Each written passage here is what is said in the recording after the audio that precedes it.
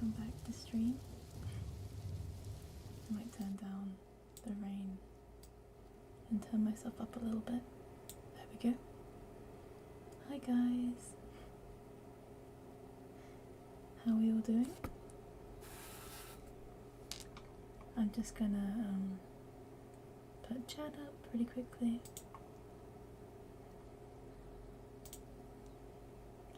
Oh my gosh, wait, there's a bomb in my ASMR stream. What is this?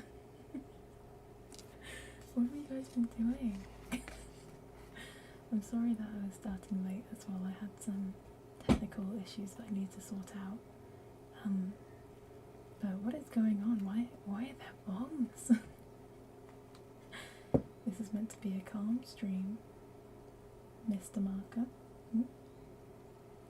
Senor Marcus. Other what are they called?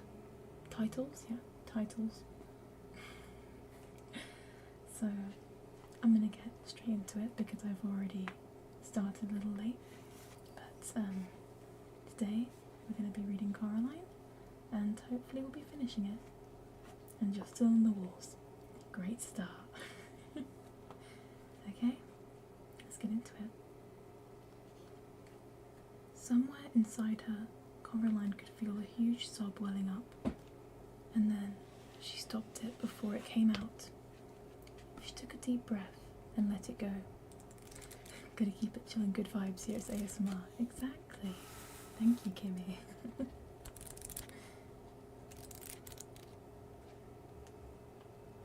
And then she stopped it before it came out. She took a deep breath and let it go. She put out her hands to touch the space in which she was imprisoned. It was the size of a broom cupboard, tall enough to stand in or to sit in, not wide or deep enough to lie down in. One wall was glass, and it felt cold to the touch. She went around the tiny room a second time. Here's some beatboxes. Would that be like... I don't even know how you do that.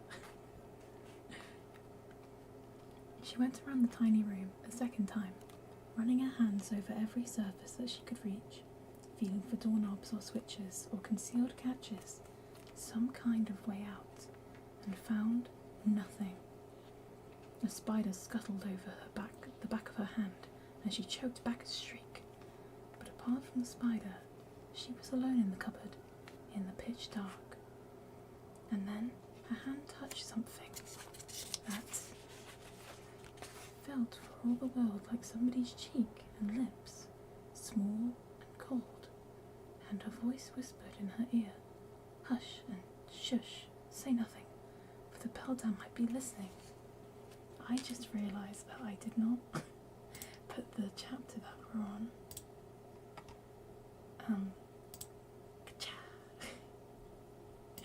We're on chapter 7. I can't believe I forgot that. Yeah, what chapter are we on? I literally just remembered to do that. Oh goodness. That was such a rush to start because I came late. Anyway. Coraline said nothing. She felt a cold hand touch her face, fingers running over it like a gentle beat of a moth's wings. Another voice, hesitant and so faint, Coraline wondered if she were imagining it. It said, art thou alive?" "Yes," whispered Coraline.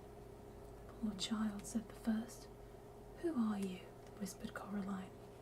"Names, names, names," said another voice, all far away and lost. "The names are the first things to go, after the breath is gone, and the beating of the heart. We keep our memories longer than our names. I still keep pictures in my mind of my governess, on some May morning, carrying my hoop and stick, and the morning sun behind her, and all the tulips bobbing in the breeze. But I have forgotten the name of my governess, and of the tulips too." "I don't think tulips have names," said Coraline. "They're just tulips." "Perhaps," said the voice sadly. "But I have always thought that these tulips must have had names. They were red and orange and red and red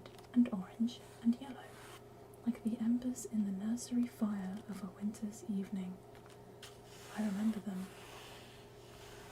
The voice sounded so sad that Coraline put out a hand to the place where it was coming from, and she found a cold hand, and she squeezed it tightly. Her eyes were beginning to get used to the darkness. Now Coraline saw, or imagined she saw, 3 shapes, each as faint and pale as the moon in the daytime sky. They were the shapes of children about her size. About her own size, sorry. The cold hand squeezed her hand back. "Thank you," said the voice. "Are you a girl," said Coraline, "or a boy?" There was a pause. "When I was small, I wore skirts, and my hair was long and curled," it said doubtfully.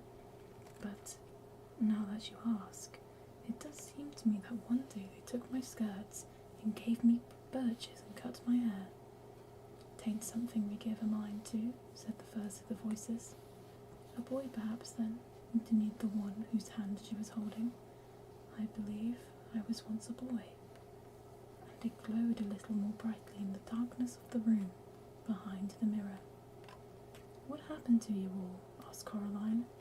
"How did you come here?" "Michael, don't leave me here. Who's Michael?" "She left us here," said one of the voices. "She stole our hearts, and she stole our souls, and she took our lives away, and she left us here, and she forgot about us in the dark." "Oh, Michael Afton." "There's a fire, Michael Afton." "You poor thing," said Coraline. "How long have you been here?" "So very long a time," said a voice. "Aye, time beyond reckoning," said another voice. "I walked through the scullery door," said the voice of the one that thought it might be a boy, "and I found myself back in the parlour. But she was waiting for me. She told me she was my other mamma, but I never saw my true mamma again." "Flee," said the very first of the voices, another girl, Coraline fancied. "Flee, while there's still air in your lungs, and blood in your veins, and warmth in your heart. Flee while you still have your mind and your soul." "I'm not running away," said Coraline. "She has my parents. I came to get them back." "Ah, but she'll keep you here while the days turn to dust and the leaves fall, and the years pass, one after the next, like the tick, tick, ticking of a clock." "No," said Coraline, "she won't." There was a silence then in the room behind the mirror. Oh gosh, what's that word? Peradventure. I guess that's the word, said a voice in the darkness. "If you could win your mama and papa back from the Beldam, you could also win free our souls." "Has she taken them?" asked Coraline, shocked. "Aye, and hidden them. That is why we could not leave here when we died. She kept us, and she fed us on. She fed on us. Correction. Until now, we're nothing left of ourselves, only snake skins and spider husks. Find our secret hearts, young mistress." "Ow, I stubbed my toe on the fire." "How can you stub your toe on fire?" "That's not possible." "What will happen if I do?" asked Coraline. The voices said nothing. "And what is she going to do to me?" she asked. The pale figures pulsed faintly. She could imagine that they were nothing more than after-images, like the glow left by a bright light in your eyes after the lights go out. "It doth not hurt," whispered one faint voice. "She will take your life, and all you are, and all you care is for, and she will leave you with nothing but mist and fog. She'll take your joy, and one day you will awake with your heart, and your soul will have gone. A husk you'll be, a wisp you'll be, and a thing no more than a dream on waking, or a memory of something forgotten." This sounds like a Kingdom Hearts blurb. "Hollow," whispered the third voice. "Hollow, hollow, hollow, hollow, hollow. You must flee, sighed a voice, faintly. I don't think so, said Coraline. I tried running away, and it didn't work. She just took my parents. Can you tell me how to get out of this room? If we knew, then we would tell you. Poor things, said Coraline to herself. She sat down. She took off her sweater and rolled it up and put it behind her head as a pillow. She won't keep me in the dark forever, said Coraline. She brought me here to play games. Games and challenges, the cat said. I'm not much of a challenger in the dark. She tried to get comfortable, twisting and bending herself to fit the cramped space behind the mirror. Her stomach rumbled. She ate her last apple, taking the tiniest bites, making it last as long as she could. When she had finished, she was still hungry. Then an idea struck her, and she whispered, When she comes to let me out, why don't you three come with me? We wish that we could, they sighed to her in their barely there voices, but she has our hearts in her keeping. Now we belong to the dark and to the empty spaces. The light would shrivel us and burn. Oh, said Coraline. She closed her eyes, which made the darkness darker, and she rested her head on the rolled-up sweater, and she went to sleep. And as she fell asleep, she thought she felt a ghost kiss her cheek tenderly, and a small voice whisper into her ear, a voice so faint it was barely there at all, a gentle, wisping nothing of a voice so hushed that Coraline could almost believe that she imagined it. Look through the stone, it said to her, and then she slept. So that is the end of chapter 7. Let me just change the chapter number. Click everything, okay. I'm still clicking on the wrong thing. There we go. There we go. 8. Ocho. Yeah, I'm gonna have a quick drink and then we'll go straight to chapter 8.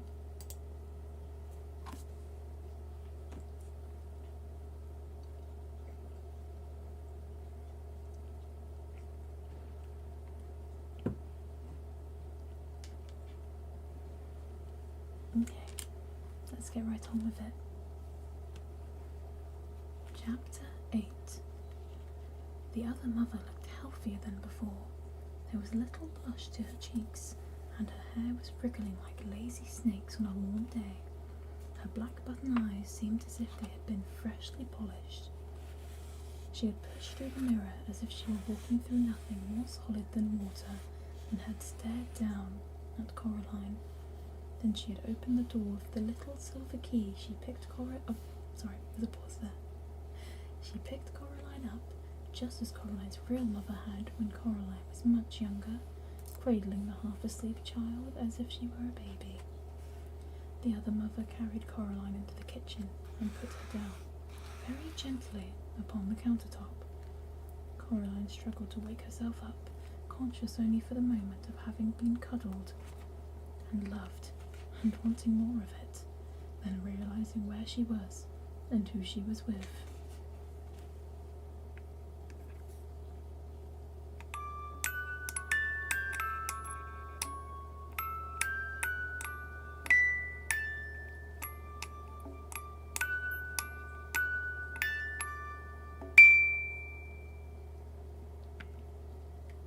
There, my sweet Coraline, said her other mother. I came and fetched you out of the cupboard. You needed to be taught a lesson. But we temper our justice with mercy here. We love the sinner and we hate the sin. Now, if you will be a good child who loves her mother, be compliant and fair-spoken, you and I shall understand each other perfectly, and we shall love each other perfectly as well. Low down the music box back. Hell yeah it is.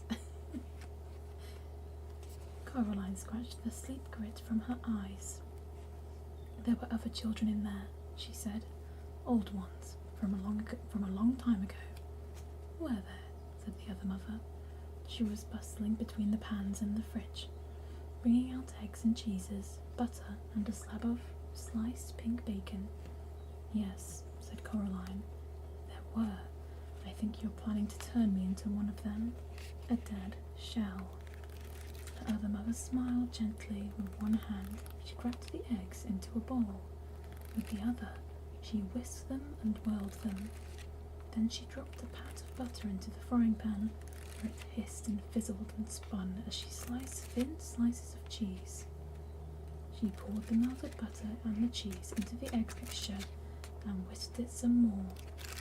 Now I think you're being silly, dear, said the other mother. I love you. I will always love you. Nobody sensible believes in ghosts anyway. That's because they're all such liars. Smell the lovely breakfast I'm making for you. She poured the yellow mixture into the pan. Cheese omelette. Your favourite. Coraline's mouth watered. You like games, she said. That's what I've been told. The other mother's black eyes flashed. Everybody likes games, was all she said. Yes, said Coraline. She climbed down from the counter and sat at the kitchen table. The bacon was sizzling and spitting under the grill. It smelled wonderful. Wouldn't you be happier if you won me, fair and square? Asked Coraline. Possibly, said the other mother. She had a show of unconcernedness, but her fingers twitched and drummed as she licked her lips with her scarlet tongue. And what exactly are you offering? Me, said Coraline, as she gripped her knees under the table to stop them from shaking. If you lose, I'll stay here with you forever, and I'll let you love me. I'll be a most dutiful daughter. I'll eat your food and play happy families, and I'll let you sew your buttons into my eyes. Her other mother stared back. Said back at her, oh my gosh, can't speak. Black buttons and blinking. That sounds very fine, she said. And if you do not lose, then you let me go. You let everyone go. My real father and mother, the dead children, everyone you've trapped here. The other mother took the bacon from under the grill and put it on a plate. Then she slipped the cheese omelette from the pan onto the plate, flipping it as she did so, letting it fold itself into a perfect omelette shape. She placed the breakfast plate in front of Coraline, along with a glass of freshly squeezed orange juice and a mug of frothy hot chocolate. Yes, she said, I think I like this game. But what kind of game shall it be? A riddle game? A test of knowledge or of skill? Do you blink with buttons? I don't think they do. I think they just sort of stare like this.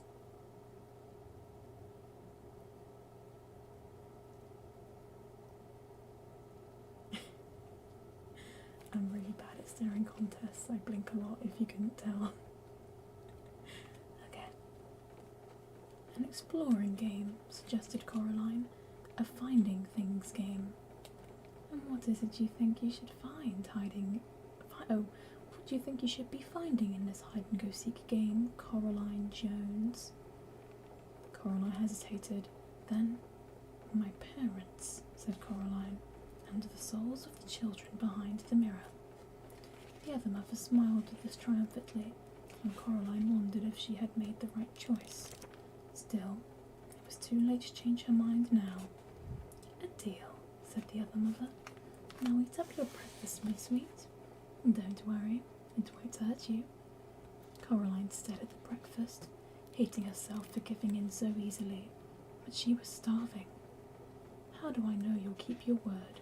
Asked Coraline. Do you sleep with buttons? I assume they do, but I don't personally. I swear it, said the other mother.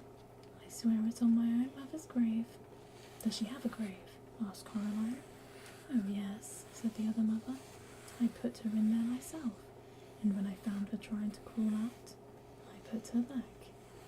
Swear on something else, so I can trust you to keep your word. My right hand, said the other mother, holding it up. She wiggled the long fingers slowly, displaying the claw-like nails. I swear on that. Coraline shrugged. Okay, she said. It's a deal. She ate the breakfast, trying not to wolf it down. She was hungrier than she had thought. As she ate, the other mother stared at her. It was hard to read expressions in those black button eyes, but Coraline thought that her other mother looked hungry too. She drank the orange juice, but even though she knew she would like it, she could not bring herself to taste the hot chocolate. Where should I start looking? Asked Coraline. Where do you wish? Oh, where you wish, said her other mother, as if she did not care at all. Coraline looked at her, and Coraline thought hard. There was no point, she decided, in exploring the garden and the grounds. They didn't exist. They weren't real. There was no abandoned tennis court in the other mother's world, no bottomless well. All that was real was the house itself. She looked around the kitchen. She opened the oven, peered into the freezer, poked into the salad compartment of the fridge. The other mother followed her about, looking at Coraline with a smirk always hovering at the edge of her lips. How big are souls anyway? Asked Coraline. The other mother sat down at the kitchen table and leaned back against the wall, saying nothing. She picked at her teeth with a long crimson varnished fingernail. Then she tapped the finger gently. Tap, tap, tap, against the polished black surface of her black button eyes. Fine, said Coraline. Don't tell me. I don't care. It doesn't matter if you help me or not. Everyone knows that a soul is the same size as a beach ball. She was hoping the other mother would say something like, nonsense, they're the size of ripe onions, or suitcases, or grandfather clocks. But instead, the other mother simply smiled, and the tap, tap, tap of her fingernail against her eye was as steady and relentless as the drip of water droplets from the tap into the sink.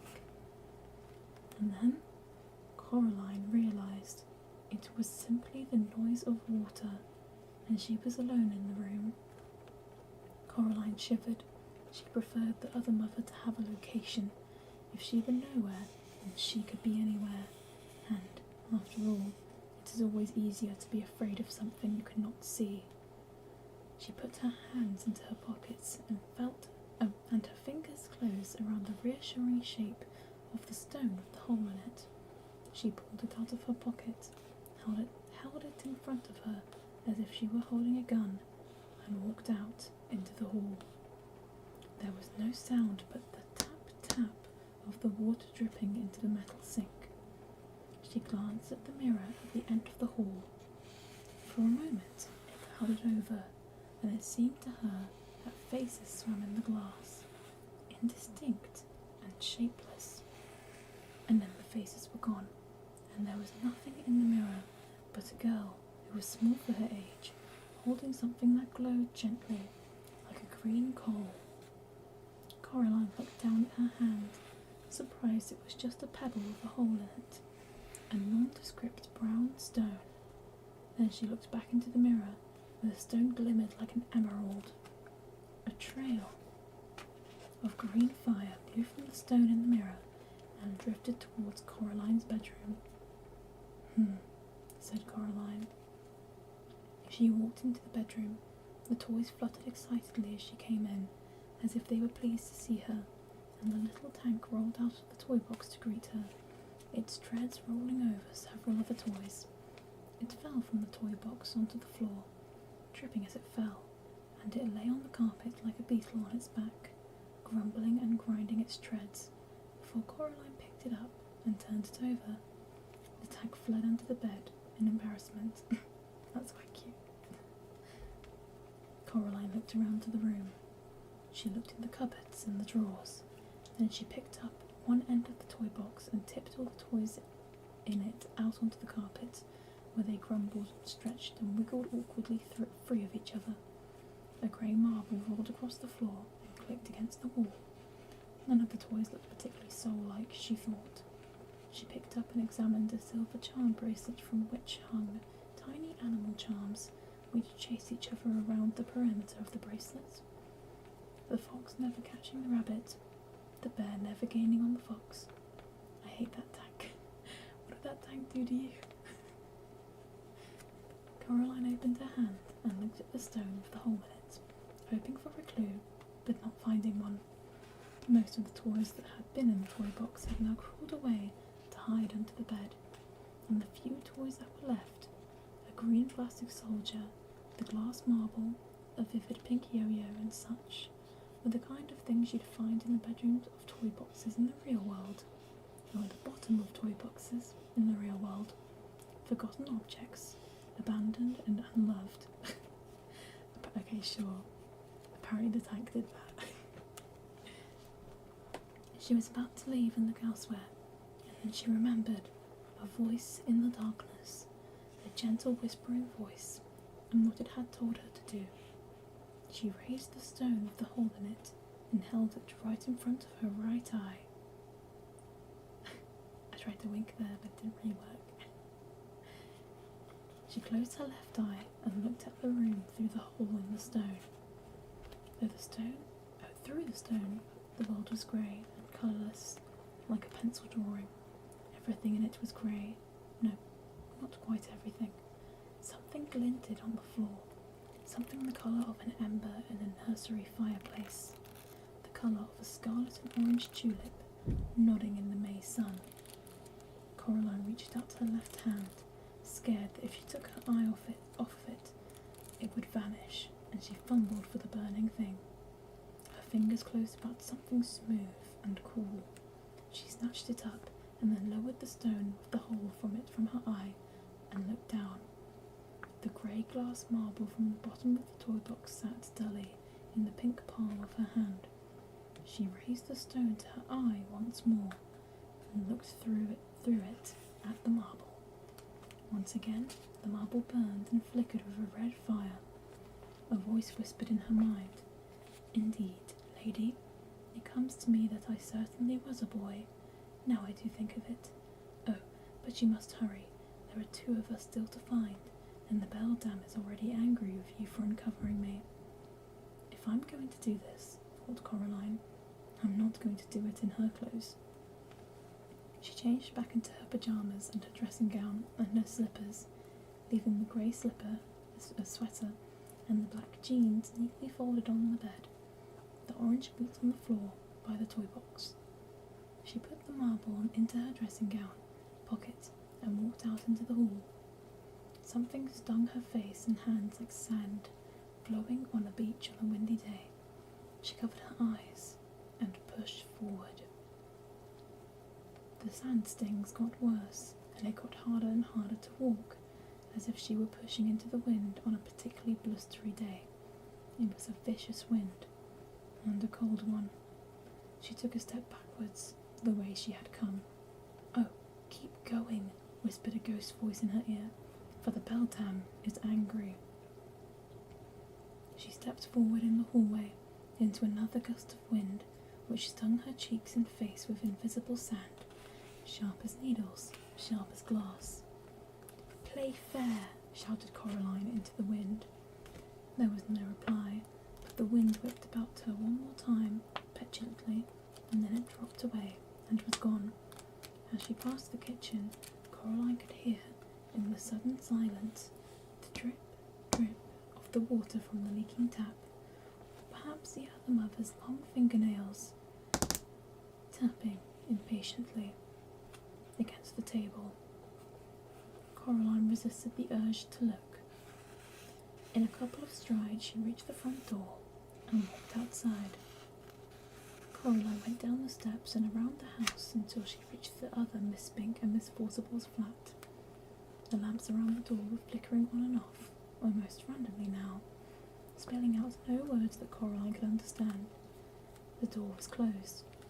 She was afraid it was locked, and she pushed on it with all her strength. First it stuck, Then suddenly it gave, and with a jerk, Coraline stumbled into the dark room beyond. Coraline closed one hand around the stone of the hole in it and walked forward into blackness. She expected to find a curtained anteroom, but there was nothing there. The room was dark. The theatre was empty. She moved ahead cautiously. Something rustled above her. She looked up into a deeper darkness, and as she did so, her feet knocked against something. She reached down, picked up a torch, and clicked it on, sweeping the beam around the room. The theatre was derelict. I think that's how you say it. And abandoned. Chairs were broken on the floor, and old, dusty spider webs draped the walls and hung from the rotten wood and the decomposing velvet hangings. Something rustled once again. Coraline directed her light beam upwards, towards the ceiling. There were things up there, hairless, jellyfish, she thought. They might once have had faces, might even once have been dogs, but no dogs had wings like bats, or could hang like spiders, like bats, upside down. The light startled the creatures, and one of them took to the air, its wings whirring heavily through the dust. Coraline ducked as it swooped close to her. It came to rest on a far wall, and it began to clamber, upside down, back to the nest of the dog bats upon the ceiling. Coraline raised the stone to her eye, and she scanned the room through it, looking for something that glowed or glinted, a telltale sign that somewhere in this room was another hidden soul. She ran the beam of the torch about the room as she searched, the thick dust in the air making the light beam seem almost solid. There was something up on the back wall behind the ruined stage. It was a greyish white, twice the size of Coraline herself, and it was stuck to the back wall like a slug. Coraline took a deep breath.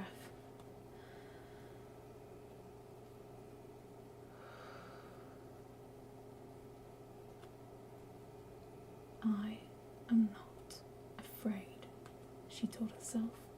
I'm not. She did not believe herself, but she scrambled onto the old stage, fingers sinking into the rotting wood as she pulled herself up. As she got closer to the thing on the wall, she saw there was some kind of sack, like a spider's egg case. It twitched in the light beam. Inside the sack was something that looked like a person, but a person with two heads, with twice as many arms and legs as it should have. The creature in the sack seemed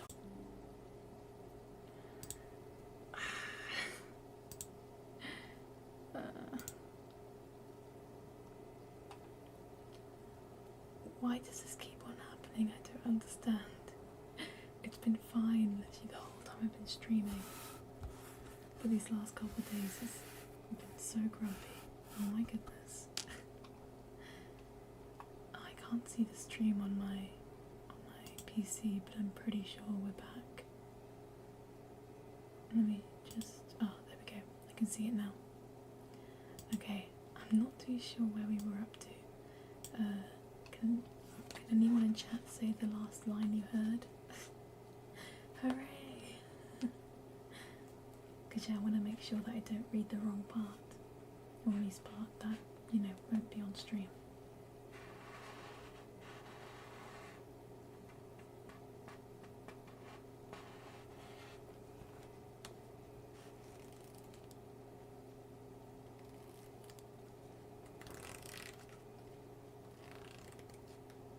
Well, I'm gonna get food, BRB, okay.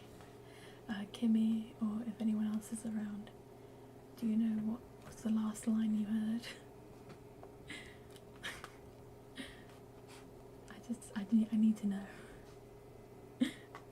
If not, I'll just continue where I was at. So it might be a little bit disjointed, but it's okay. Sorry, I don't remember. Let me go back 1 minute. Okay, I'll wait. Thank you for checking for me. But in the meantime, I hope you're enjoying the ASMR so far. Let me know if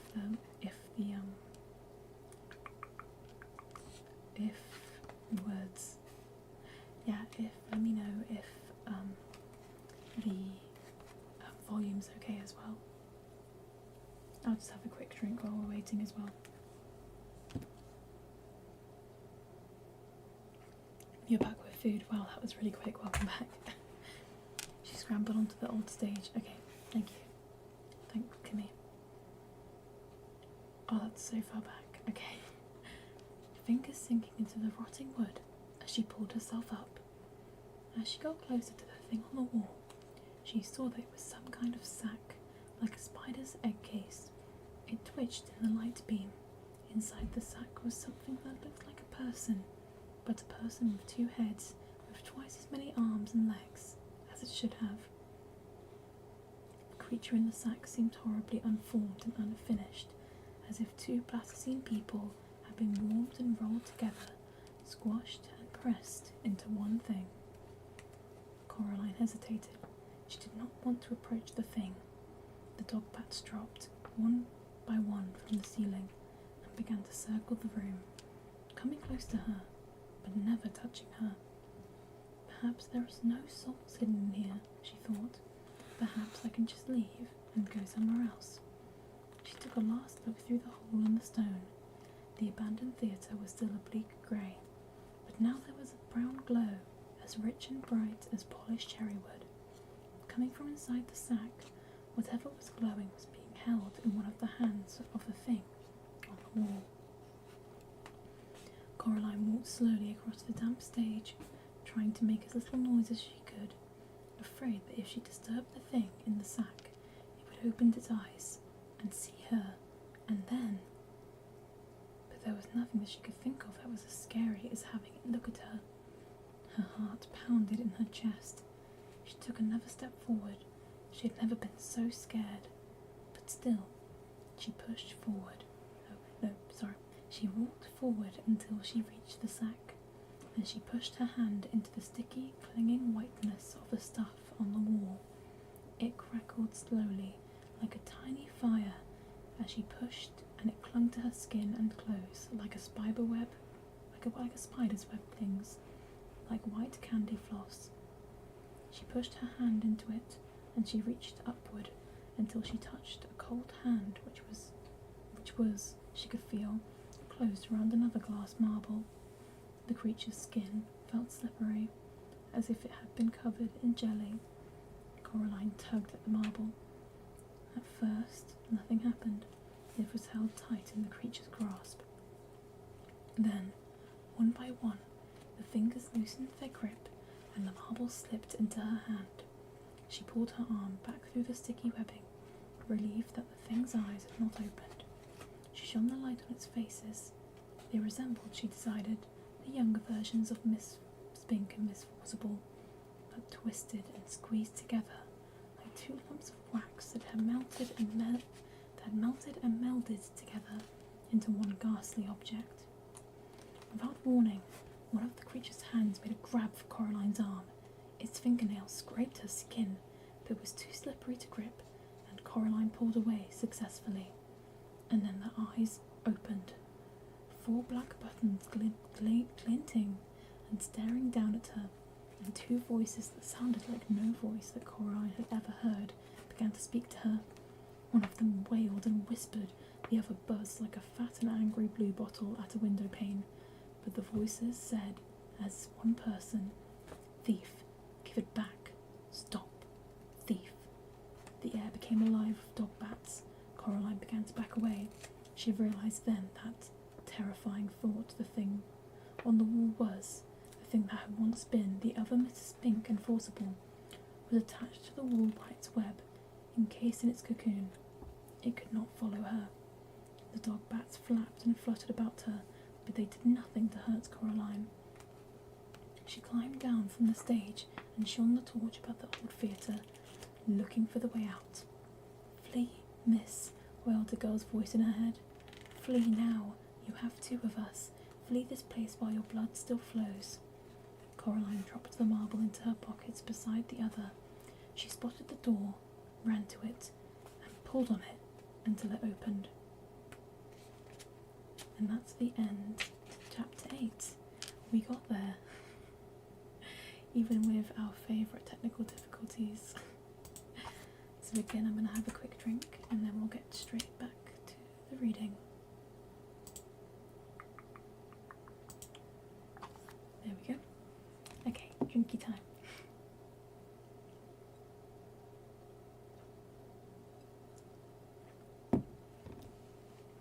Okay,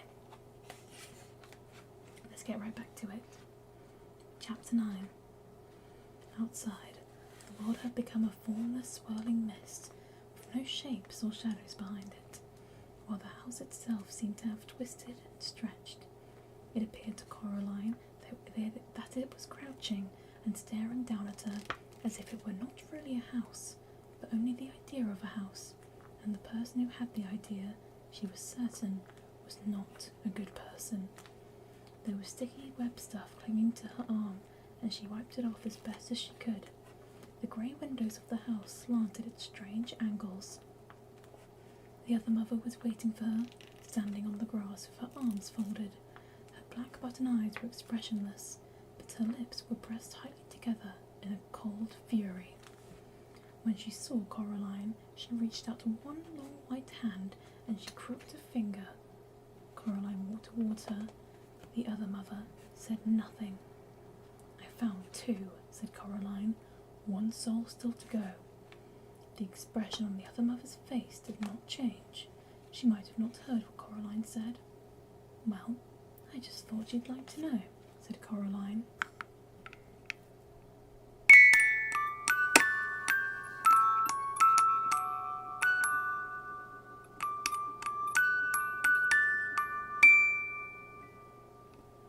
"Thank you, Coraline," said the other mother, coldly, and her voice did not just come from her mouth. It came from the mist, and the fog, and the house, and the sky. She said, "You know that I love you." And despite herself, Coraline nodded. It was true.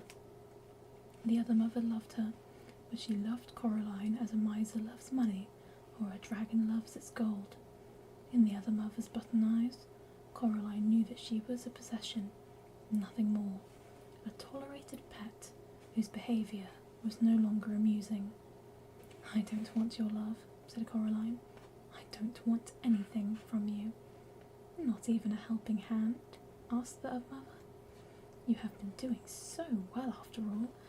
I thought you might want a little hint to help you with the rest of your treasure hunt." "I'm doing fine on my own," said Coraline. "Yes," said the other mother, "but you wanted to get into the flat in the front, the empty one. To look around, you would find the door locked. And then where would you be?" "Oh," Coraline pondered this for a moment. Then she said, "Is there a key?" The other mother stood there in the paper-grey fog of the flattening world. Her black hair drifted about her head as if it had a mind and a purpose all of its own. She coughed suddenly in the back of her throat, and then she opened her mouth. The other mother reached up her hand and removed a small brass front door key from her tongue. "Here," she said, "you'll need this to get in." She tossed the key casually towards Coraline, who caught it one-handed before she could think about whether she wanted it or not. The key was still slightly damp. Oh, that's gross. A chill wind blew about them, and Coraline shivered and looked away. When she looked back, she was alone. Uncertainly, she walked round the front of the house and stood in front of the door to the empty flat. Like all of the doors, it was painted a bright green. "She does not mean you well," whispered a ghost voice in her ear. "We do not believe that she would help you. It must be a trick." Coraline said, "Yes, you're right, I expect." Then she put the key in the lock and turned it. Silently the door swung open. And silently Coraline walked inside. The flat had walls the colour of old milk. The wooden boards of the floor were uncarpeted and dusty with the marks and patterns of old carpets and rugs on them. There was no furniture in there, only places where furniture had once been. Nothing decorated the walls. There were discoloured rectangles on the walls to show where paintings or photographs had once hung. It was so silent that Coraline imagined that she could hear the motes of dust drifting through the air. She found herself to be quite worried that something would jump out at her, so she began to whistle. I can't whistle. That's the closest you're going to get. The internet gone off. Has the internet gone off? It has. No, it hasn't. No, it hasn't. I'm going to reset it. Okay. Do you need to be online? Yeah, Dad. Can you close the door, please? And the window.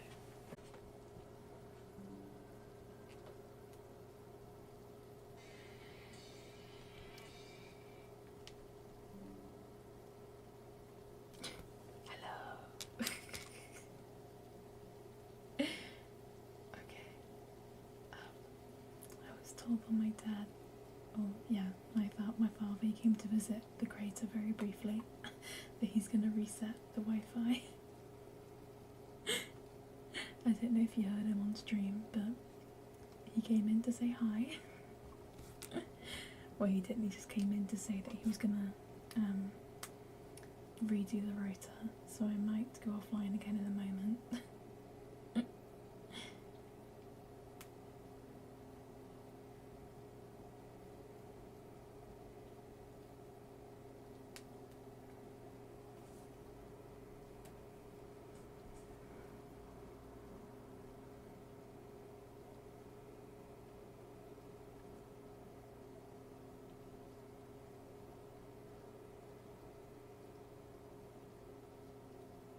Mongoose?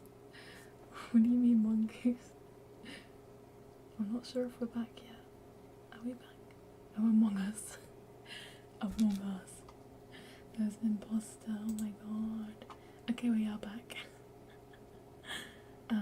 I'm pretty sure that because my guest came into my room, I think I remember where we were up to. I don't think it just cut off, luckily, so we can just keep going. Wow. Didn't know this was an Among Us stream. Okay. She found herself to be quite worried that something would jump out at her. She began to whistle. Oh wait, I did this. Okay. She thought it might make it harder for things to jump out at her if she was whistling. First, she walked through the empty kitchen. Then she walked through an empty bathroom containing only a cast iron bath, and in the bath, a dead spider the size of a small cat. The last room she looked at had, she supposed, once been a bedroom. She could imagine that the rectangular dust shadow on the floorboards had once been a bed. Then she saw something and smiled grimly. Set into the floorboards was a large metal ring. Coraline knelt and took the cold ring in her hands, and she tugged upwards as hard as she could. Terribly slowly, stiffly, heavily, a hinged square of floor lifted. It was a trapdoor. It lifted, and through the opening, Coraline could see only darkness. She reached down, and her hand found a cold switch. She flicked it without much hope that it would work, but somewhere below her, a bulb lit, and a thin yellow light came up from the hole in the floor. She could see steps heading down, but nothing else. Coraline put her hand into her pocket and took out the stone with the hole in it. She looked through it at the cellar, but saw nothing. She put the stone back into her pocket. Up through the hole in the floor came the smell of damp clay, and something else, an acrid tang like sour vinegar. Coraline let herself down into the hole, looking nervously at the trapdoor. It was so heavy that if she fell, she was sure she would be trapped down in the darkness forever. She put up a hand and touched it, but it stayed in position, and then she turned towards the darkness below, and she walked down the steps. Set into the wall at the bottom of the steps was another light switch, metal and rusting. She pushed it until it clicked down, and a naked bulb hanging from a wire from the low ceiling came on. It did not give out enough light even for Coraline to make out the thing she had been painted on to the flaking cellar walls, or that had been painted on. I think I said that. The painting seemed crude. There were eyes she could see. No, there were eyes, she could see that, and things that might have been grapes, and other things below them. Coraline could not be sure that they were paintings of people. There was a pile of rubbish in one corner of the room, cardboard boxes filled with mildewed papers, and decaying curtains in a heap beside them. Coraline's slippers crunched across the cement floor. The bad smell was worse now. She was ready to turn and leave when she saw the foot sticking out from beneath a pile of curtains. She took a deep breath. The smells of sour wine and mouldy bread filled her head and pulled away the tablecloth to reveal something more or less the size and shape of a person. In that dim light, it took her several seconds to recognize it for what it was. The thing was pale and swollen, like a gub with thin, stick-like arms and feet. It had almost no features on its face, which had puffed and swollen like rising bread dough, or risen, I can't read. The thing had 2 large black buttons. Okay, we should be back. I swear, it just doesn't want me to stream. It really does not want me to stream, my goodness. Okay. If anyone could tell me where we were up to again, please let me know. Sorry about that. Imposter struck. But yeah, if anyone knows the last line that you heard, let me know, and I'll go back. Hopefully this stream won't be too long. Mostly it's just been technical difficulties and such, but it should be alright.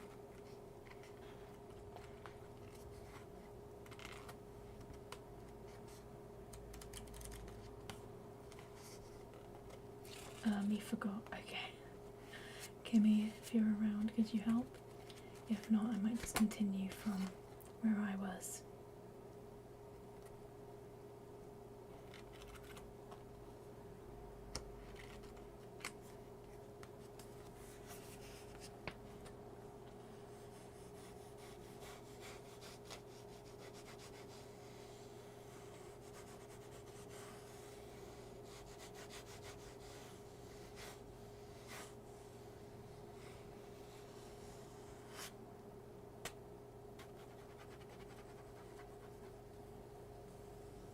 Sec, doing something. Okay. I can wait, don't worry, I might as well have a drink while we're here.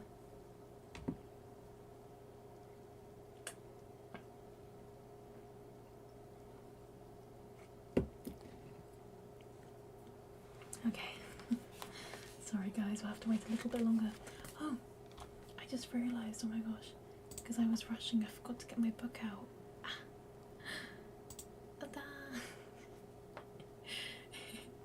It's okay, it's been here this whole time, right? Right, guys? Kyoka didn't forget the book, of course not.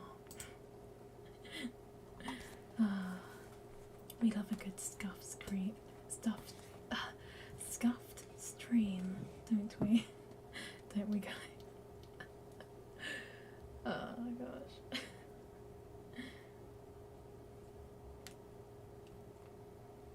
But yeah, I'm not sure where we were, so I might just continue, as I don't want to wait too much longer. Okay, right back from where I was. Coraline made a noise, a sound of revulsion and horror, and, as if it had heard her and awakened, the thing began to sit up.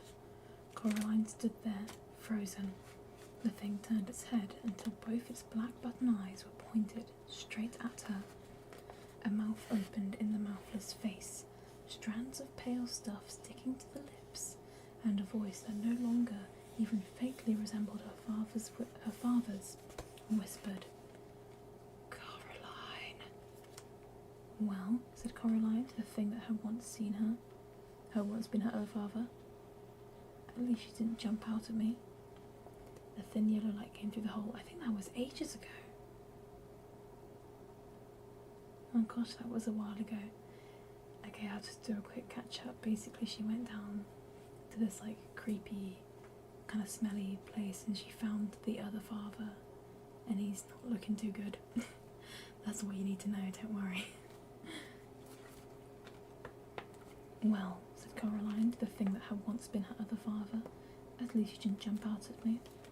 The creature's twig-like hands moved to its face and pushed the pale clay about, making something like a nose.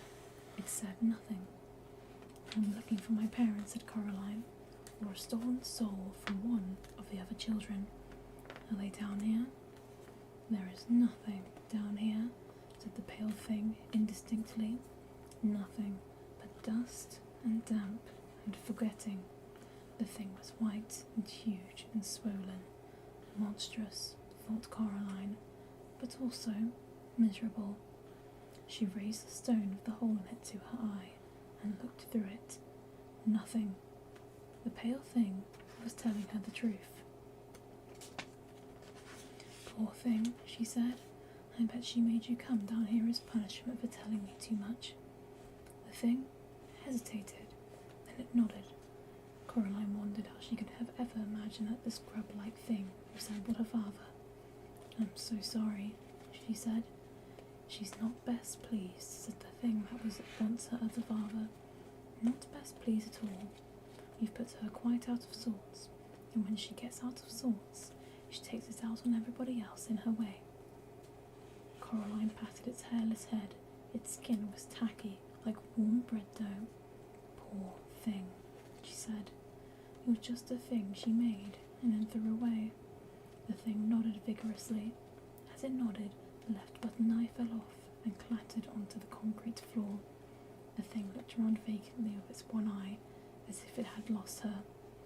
Finally, it saw her, and, as if making a great effort, it opened its mouth once more and said in a wet, urgent voice, "Run, child, leave this place. She wants me to hurt you, to keep you here forever, so that you can never finish the game. And she will win. She is pushing me so hard to hurt you. I cannot fight her." "You can," said Coraline. "Be brave." She looked around. The thing that had once been the other father was between her and the steps up and out of the cellar. She started edging along the wall, heading towards the steps. The thing twisted bonelessly until its one eye was again facing her. It seemed to be getting bigger now, and more awake. "Alas," it said, "I cannot." And it lunged across the cellar towards her then, its toothless mouth opened wide. Coraline had a single heartbeat in which to react. She could only think of two things to do. Either she could scream and try to run away and be chased around a badly lit cellar by the huge grub thing, be chased until it caught her, or she could do something else. So she did something else. As the thing reached her, Coraline put out her hand and closed around the thing's remaining button eye, and she tugged as hard as she knew how. For a moment, nothing happened. Then the button came away and flew from her hand, clicking against the brickwork before it fell to the cellar floor. The thing froze in place. It threw its pale head back blindly and opened its mouth horribly wide, and it roared its anger and frustration. Then, all in a rush, the thing swept towards the place where Coraline had been standing. But Coraline was not standing there any longer. She was already tiptoeing as quietly as she could up the stairs that would take her away from the dim cellar with the crude paintings on the walls. She could not take her eyes from the floor beneath her, though, across which a pale thing flopped and writhed, hunting for her. Then, as if it was being told what to do, the creature stopped moving and its blind head tipped to one side. It's listening for me, thought Coraline. I must be extra quiet. She took another step up and her foot slipped on the step, and the thing heard her. Its head tipped towards her. For a moment it swayed and seemed to be gathering its wits. Then, fast as a serpent, it slithered for the steps and began to flow up them towards her. Coraline turned and ran wildly up the last dozen steps, and she pushed herself up and onto the floor of the dusty bedroom. Without pausing, she pulled the heavy trapdoor towards her and let go of it. It crashed down with a thump, just as something large banged against it. The trapdoor shook and rattled in the floor, but it stayed where it was. Coraline took a deep breath. If there had been any furniture in that flat, even a chair, she would have pulled it on the trapdoor. But there was nothing. She walked out of the flat as fast as she could, without actually ever running, and she locked the front door behind her. She left the door key under the mat, and she walked down onto the drive. Coraline had half expected that the other mother would be standing there, waiting for her to come out. But the world was silent and empty. Coraline wanted to go home. She hugged herself and told herself that she was brave.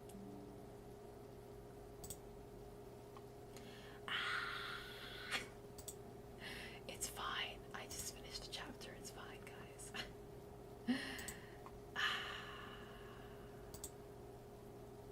She hugged herself was the last line. Okay, I'll do it again, because I wasn't too far back. Got it this time. Thanks, Kimmy. Okay. And told herself that she was brave, and she almost believed herself, and then she walked around the side of the house in the grey mist that wasn't a mist, and she made for the stairs to go up. And she made for the stairs to go up.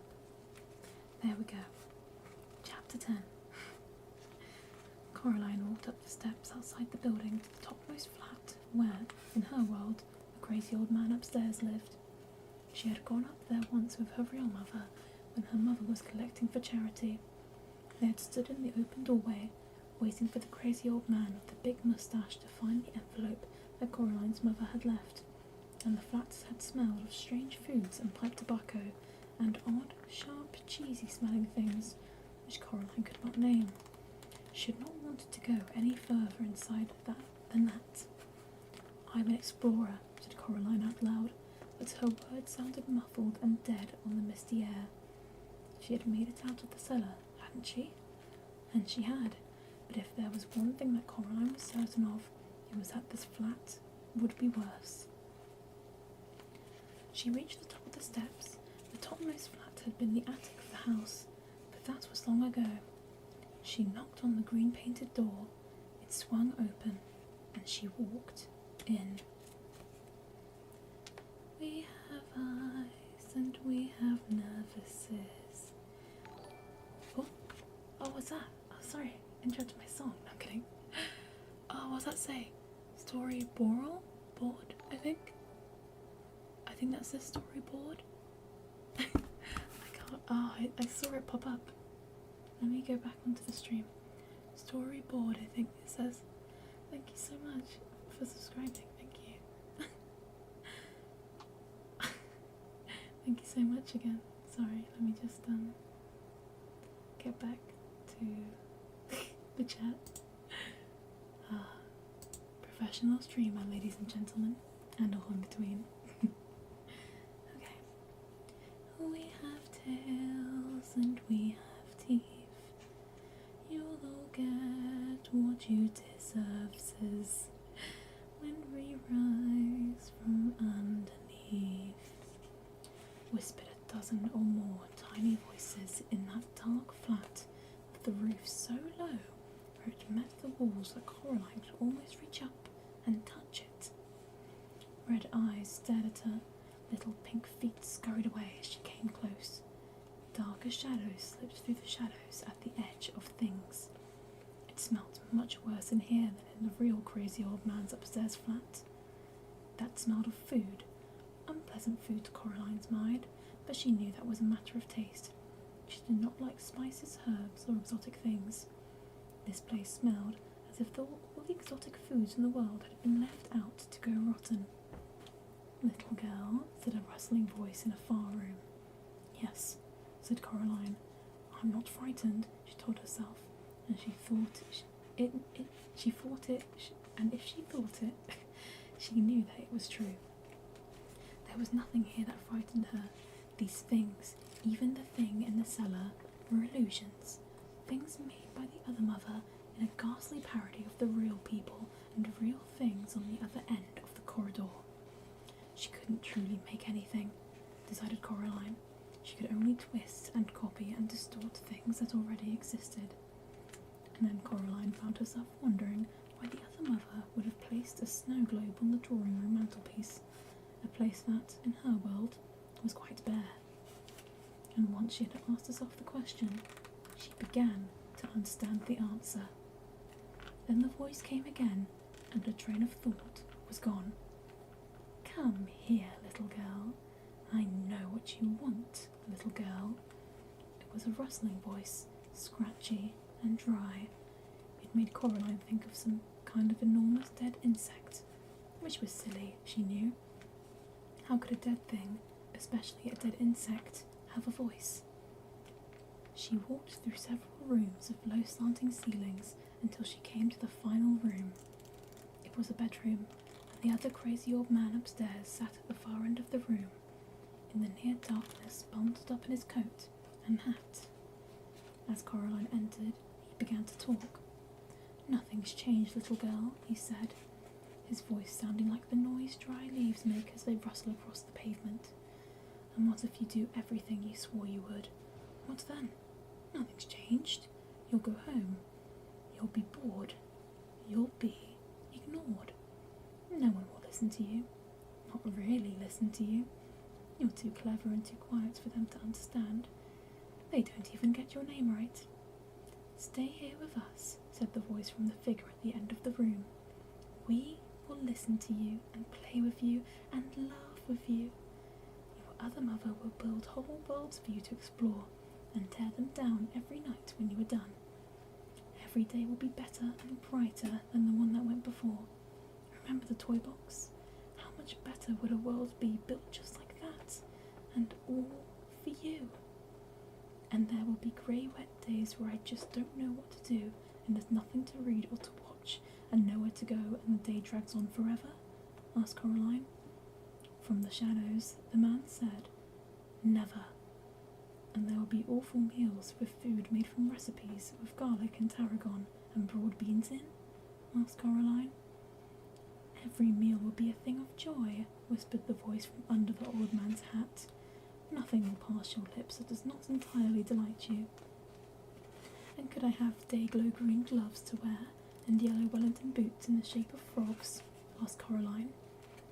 "Frogs, ducks, rhinos, octopuses, whatever you desire, the world will be built new for you every morning. If you stay here, you can have whatever you want." Coraline sighed. "You really don't understand, do you?" she said. "I don't want whatever I want. Nobody does.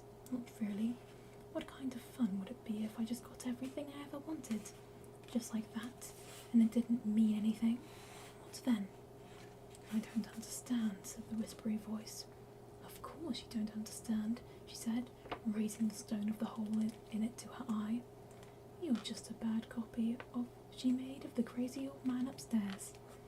There was a glow coming from the raincoat of the man at about chest height through the hole in the stone. The glow twinkled and shone blue-white as any star. She wished she had a stick or something to poke him with. She had no wish to get any closer to the shadowy man at the end of the room. "Not even that any more," said the dead, whispery voice. Coraline took a step closer to the man, and he fell apart. Black rats leapt from the sleeves and from under the coat and hat, a score or more of them, red eyes shining in the dark. They chittered and they fled. The coat fluttered and fell heavily onto the floor. The hat rolled into one corner of the room. John Cena enters. Yeah, the creepy old man upstairs was just John Cena. The hat rolled into one corner of the room. Coraline reached out her hand and pulled the coat open. It was empty, although it was greasy to the touch. There was no sign of the final glass marble in it. She scanned the room, squinting through the hole in the stone, and caught sight of something that twinkled and burned like a star. Me. At floor level by the doorway. It was being carried in the forepaws of the largest black rat. As she looked, it slipped away. The other rats watched her from the corners of the room as she ran after it. Now, rats can run faster than people, especially over short distances, but a large black rat holding a marble in its two front paws is no rat match for a determined girl, even if she is small for her age. Moving at a run, smaller black rats ran back and forth across her path, trying to distract her, but she ignored them all, keeping her eyes fixed on the one with the marble who was heading straight out of the flat towards the front door. They reached the steps on the outside of the building. Coraline had time to observe that the house itself was continuing to change, becoming less distinct and flattening out. Even as she raced down the stairs, it reminded her of a photograph of the house now, not the thing itself.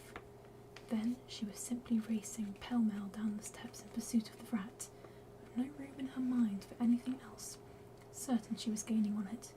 She was running fast, too fast, she discovered as she came to the bottom of one flight of steps, and her foot skidded and twisted, and she went crashing onto the concrete landing. Ow, oh my gosh. Her left knee was scraped and skinned, and the palm of one hand she had thrown out to stop herself was a mess of scraped skin and grit. It hurt a little, and it would, she knew, soon hurt much more. She picked the grit out of her palm and climbed to her feet and, as fast as she could, knowing that she had lost and it was already too late, she went down the final steps. She went down the final set of steps to ground level. She looked around for the rat, but it was gone, and the marble with it. Her hand stung.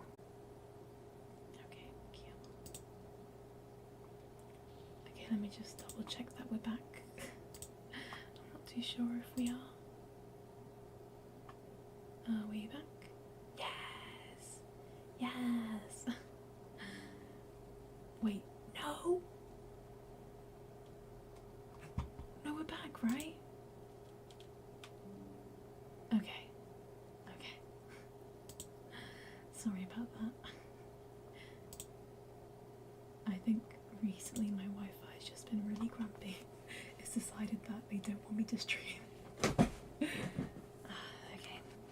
Does anyone remember where we were at? If not, I'll just continue where I was. I was at the bottom of this page, yeah. Okay. But if anyone remembers, please let me know.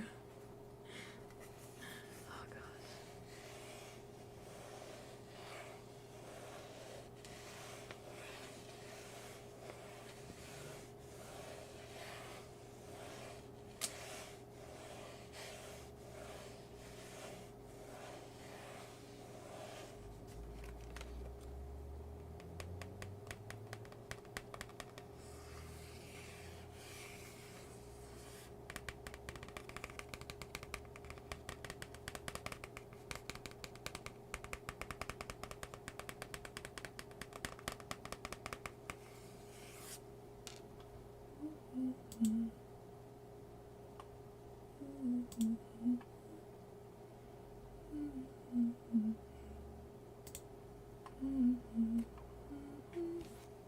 Okay, I'll keep going. Sorry if you missed a little bit. I'll just do a brief recap of what just happened, just in case it missed out a lot. Basically, she was chasing the rat with the marble, then she tripped because she was running too quickly, and she hurt her hand and her knee, and she went down the stairs and she couldn't find the rat, and now she's just like, ow. So don't blame her because it sounded like it really hurt. Okay. It was as bad as the summer that her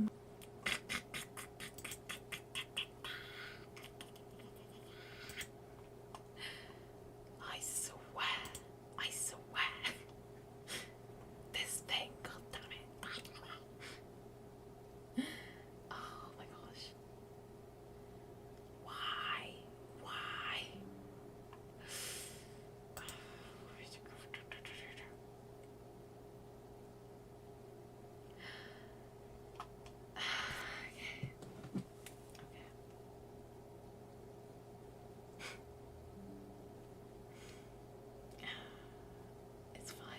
It's fine. I might try and put the phone on my phone, sorry, my PC on my hotspot, just to see if that works, because I'm so done with this. Why is the Zip connected? Okay.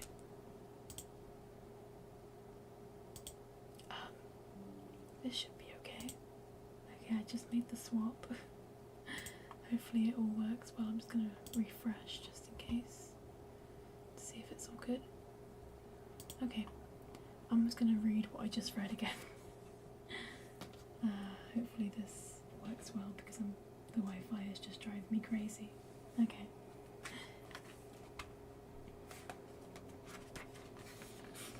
It was as bad as the summer that her mother had taken the training wheels off Coraline's bicycle. But then, back then, in with all the cuts and scrapes, her knees had had scabs on top of scabs, she had a feeling of achievement. She was learning something, doing something she had not known how to do before. Now, she felt nothing but cold loss. She had failed the ghost children. She had failed her parents. She had failed herself. Failed everything. She closed her eyes and wished that the earth would swallow her up. There was a cough. She opened her eyes and saw the rat.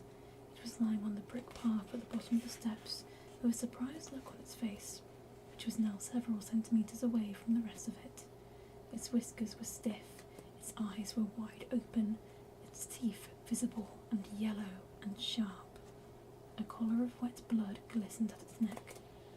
Beside the decapitated rat, a smug expression on its face, was the black cat. It rested one paw on the grey glass marble. "I think I once mentioned," said the cat, "that I don't like rats at the best of times. It looked like you needed this one, however. I hope you don't mind my getting involved." "I think," said Coraline, trying to catch her breath, "I think you may have said something of the sort." The cat lifted its paw from the marble, which rolled towards Coraline. She picked it up. In her mind, a final voice whispered to her, urgently, "She has lied to you. She will never give you up. Now she has you. She will no more give any of us up than she can change her nature." The hairs on the back of Coraline's neck prickled, and Coraline knew that the girl's voice told the truth. She put the marble in her dressing gown pocket with the others. She had all 3 marbles now. All she needed to do was to find her parents. And Coraline realised that was easy. She knew exactly where her parents were. If she had stopped to think, she might have known where they were all along. The other mother could not create. She could only transform and twist and change. If it's okay, Margaret, could you please just stay on topic with Coraline? Thank you. But yes, currently Coraline has no family, but she's just about to get them back. Yay! And the mantelpiece in the drawing room came back home was quite empty, but knowing that, she knew something else as well. The other mother, she plans to break her promise. "She won't let us go," said Coraline. "I wouldn't put it past her," admitted the cat. "Like I said, there's no guarantee she'll play fair." And then he raised his head. "Hello? Did you see that?" "What?" "Look behind you," said the cat. The house had flattened out even more. It no longer looked like a photograph, more like a drawing, a crude charcoal scribble of a house drawn on grey paper. I've got to go to bed now, see ya. Bye. Thanks for joining stream. Hope you liked it. Whatever's happening, said Coraline. Thank you for helping with the rat. I suppose I'm almost there, aren't I? So you go off into the mist or wherever you go, and I hope I get to see you at home, if she lets me go home. The cat's fur was on end, its tail was bristling like a chimney sweep's brush. What's wrong? Asked Coraline. They've gone, said the cat. They aren't there anymore. The ways in and out of this place. They just went flat. Is that bad? The cat lowers its tail, swishing it from side to side angrily. It made a low growling noise in the back of its throat and walked in a circle until it was facing away from Coraline. And then it began to walk backwards, stiffly, one step at a time, until it was pushing up against Coraline's leg. She put down a hand to stroke it and could feel how hard its heart was beating. It was trembling like a dead leaf in a storm. You'll be fine, said Coraline. Everything's going to be fine. I'll take you home.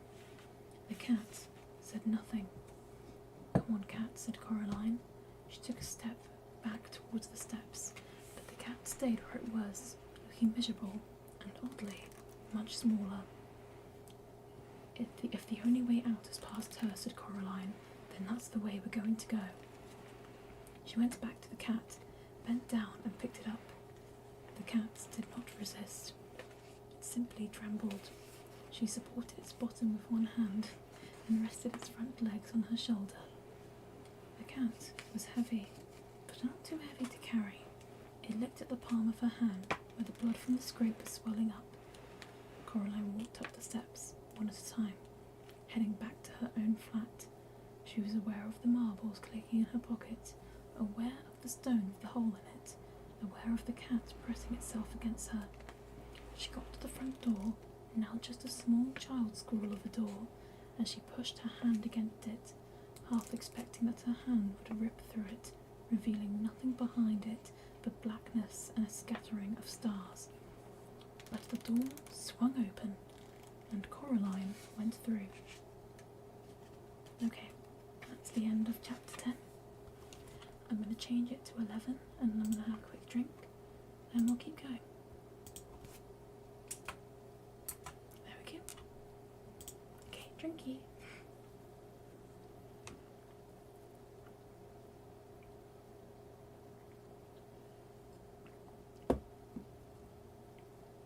Okay. Let me get the chat up and let me get the chat up and we'll be ready to continue. Okay. Chapter 11. Once inside in her flat, or rather in the flat that was not hers, Coraline was pleased to see that it had not transformed into the empty drawing that the rest of the house seemed to have become. It had depth and shadows, and someone who stood in the shadows waiting for Coraline to return. Say you're back, said the other mother. She did not sound pleased.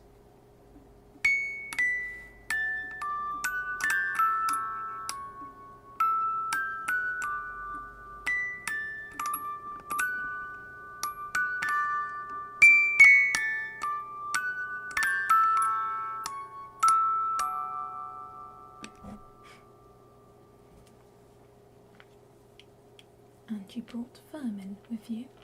No, said Coraline. I brought a friend.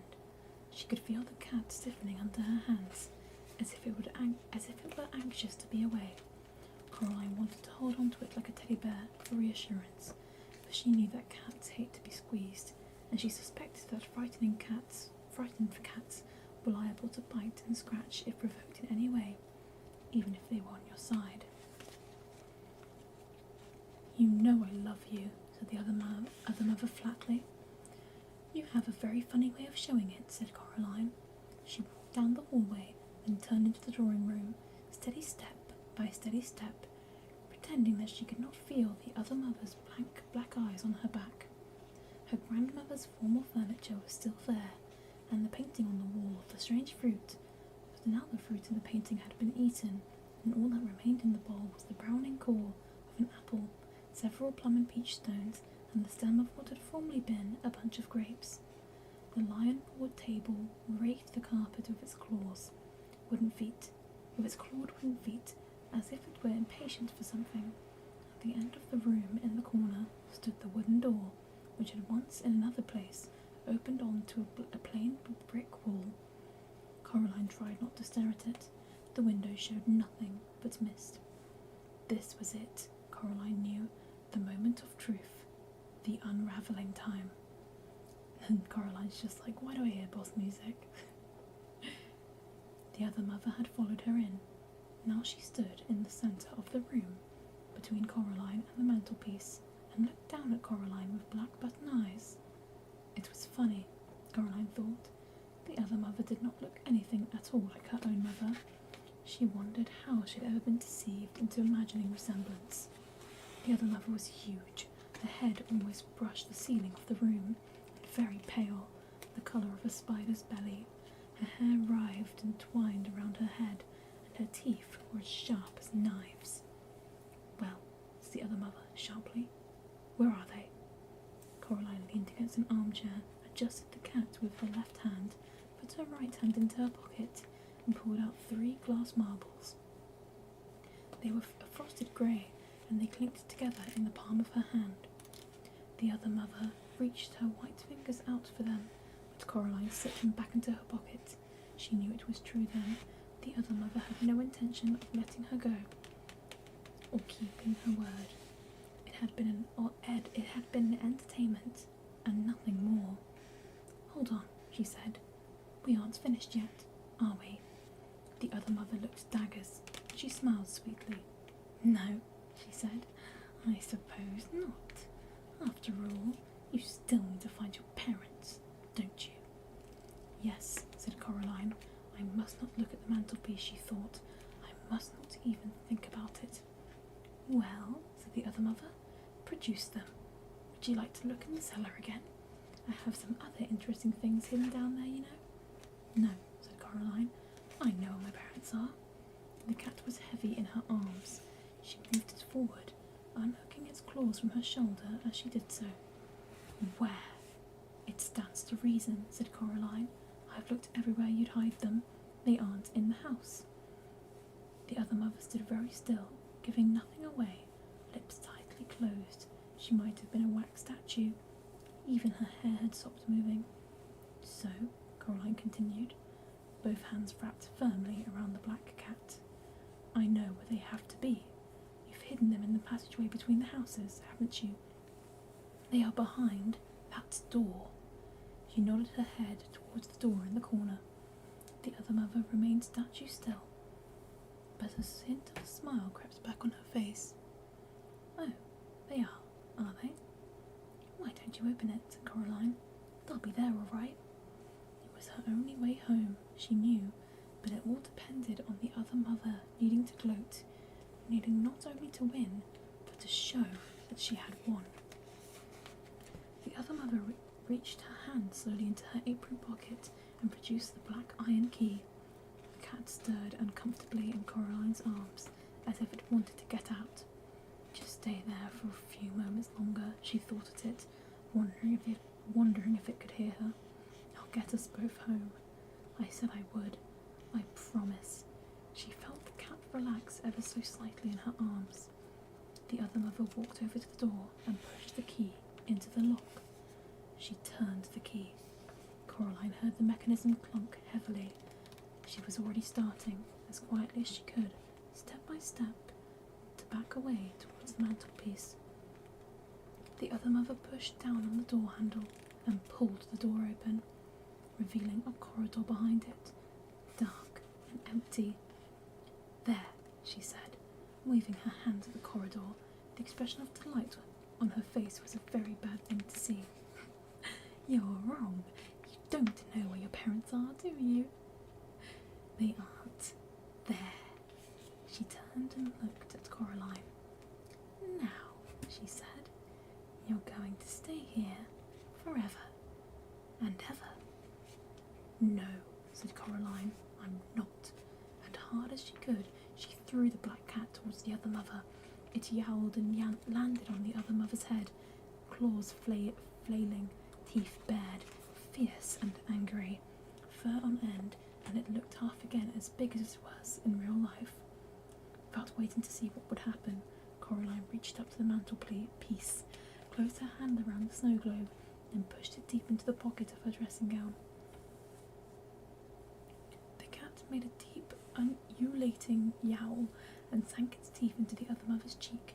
She was flailing at it. Blood ran from the cuts on her white face. Not red blood, but a deep, tarry black stuff. Coraline ran for the door. She pulled the key out of the lock. "Leave her! Come on!" she shouted to the cat. It hissed and swiped its scalpel sharp claws at the other mother's face in one wild rake, which left black ooze trickling from several gashes on her nose. Then it sprang down towards Coraline. "Quickly!" she said. The cat ran towards her, and they both stepped into the dark corridor. It was colder in the corridor, like stepping down into a cellar on a warm day. The cat hesitated for a moment. Then, seeing the other mother was coming towards them, it ran to Coraline and stopped by her legs. Coraline began to pull the door closed. It was heavier than she imagined a door could be, and pulling it closed was like trying to close the door against a high wind. And then she felt something from the other side starting to pull against her. "Shut," she thought. Then she said out loud, "Come on, please." And she felt the door begin to move, to pull closed, to give against the phantom wind. Suddenly she was aware of other people in the corridor with her. She could not turn her head to look at them, but she knew them without having to look. "Help me, please," she said. "All of you." The other people in the corridor, 3 children, 2 adults, were somehow too insubstantial to touch the door, but their big hands closed about hers as she pulled on the big iron door handle, and suddenly she felt strong. "Never let up, miss. Hold strong, whispered a voice in her mind. Pull, girl, pull," whispered another, and then a voice that sounded like her mother's, her own mother, her real, wonderful, maddening, infuriating, glorious mother, just said, "Well done, Coraline," and that was enough. The door started to slip closed, easily as anything. "No!" screamed a voice from beyond the door, and it no longer sounded even faintly human. Something snatched at Coraline, reaching through the closing gap between the door and the doorpost. But Coraline jerked her head out of the way. But the door began to open once more. "We're going to go home," said Coraline. "We are. Help me." She ducked the snatching fingers. They moved through her, then ghost hands lent her strength that she no longer possessed. There was a final moment of resistance, as if something was caught in the door, and then, with a crash, the wooden door banged closed. Something dropped from Coraline's head height to the floor. It landed with a soft sort of scuttling thump. "Come on," said the cat. "It's not a good place to be in. Quickly." Coraline turned her back on the door and began to run, as fast as was practical, through the dark corridor, dragging her hand along the wall to make sure she didn't bump into anything or get turned around in the darkness. There was an uphill run, and it seemed to her that it went on for a longer distance than anything could possibly go. The wall she was touching seemed warm and yielding now, and she realised it felt as if it was covered in a fine downy fur. Can't read. It moved as if it were taking a breath. She snatched her hand away from it. Winds howled in the dark. She was scared she would bump into something, and she put out her hand on the wall some more. This time what she touched felt hot and wet, as if she had put her hand in somebody's mouth, and she pulled it back with a small wail. Her eyes had adjusted to the dark. She could half see, as faintly glowing patches ahead of her, 2 adults, 3 children. She could hear the cat too, padding in the dark in front of her. And there was something else, which suddenly scuttled beneath her feet, nearly sending Coraline flying. She caught herself before she went down, using her own momentum to keep moving. She knew that if she fell in that corridor, she might never get up again. Whatever that corridor was older by far than the other mother. It was deep and slow, and it knew that she was there. Then daylight appeared, and she ran towards it, puffing and wheezing. "Almost there," she called encouragingly, but in the light she discovered that the wraiths had gone, and she was alone. She did not have time to wonder what had happened to them. Panting for breath, she staggered through the door and slammed it behind her with the loudest, most satisfying bang you can imagine. Coraline locked the door with the key and put the key back into her pocket. The black cat was huddled in the farthest corner of the room, the pink tip of its tongue showing, its eyes wide. Coraline went over to it and crouched down. "I'm sorry," she said. "I'm sorry I threw you at her, but it was the only way to distract her enough to get us all out. She would never have kept her word, would she?" The cat looked up at her, then it rested its head on her hand, licking her fingers with a sandpapery tongue. It began to purr. "Then we're friends," said Coraline.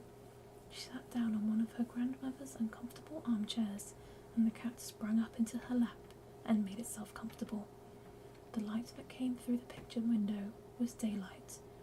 Real, golden, late afternoon daylight. Not a white mist light. The sky was a robin's egg blue, and Coraline could see trees, and beyond the trees, green hills, which faded on the horizon into purples and greys. The sky had never seemed so sky. The world had never seemed so world. Coraline stared at the leaves on the trees and at the patterns of light and shadow on the cracked bark of the trunk of the beech tree outside the window. Then she looked down at her lap, at the way that the rich sunlight brushed every hair on the cat's head, turning each whisker into gold. Nothing, she thought, had ever been so interesting. And caught up in the interestingness of the world, Coraline barely noticed that she had wriggled down and curled, cat-like, in her grandmother's uncomfortable armchair, nor did she notice that when she fell into a deep and dreamless sleep. That's the end of chapter 11. I really liked the ending. There's some parts of this novel that I really love the writing of. I think my favourite part so far was the part where she was talking about the story of her dad with the wasps in the hill, which we read in the first stream, and it was so nice. It was a really lovely story, but that part at the end also was really nice. It reminded me a little bit of that scene from the Barbie movie. If you know, you know. But yeah, I'm gonna have a quick drink and then we'll continue. I think this might be the last chapter actually, let me just check. No, I think there's one more chapter, I think. Yes, okay. There's one more chapter after this one. But yeah, I'll have a quick drink and then we'll continue.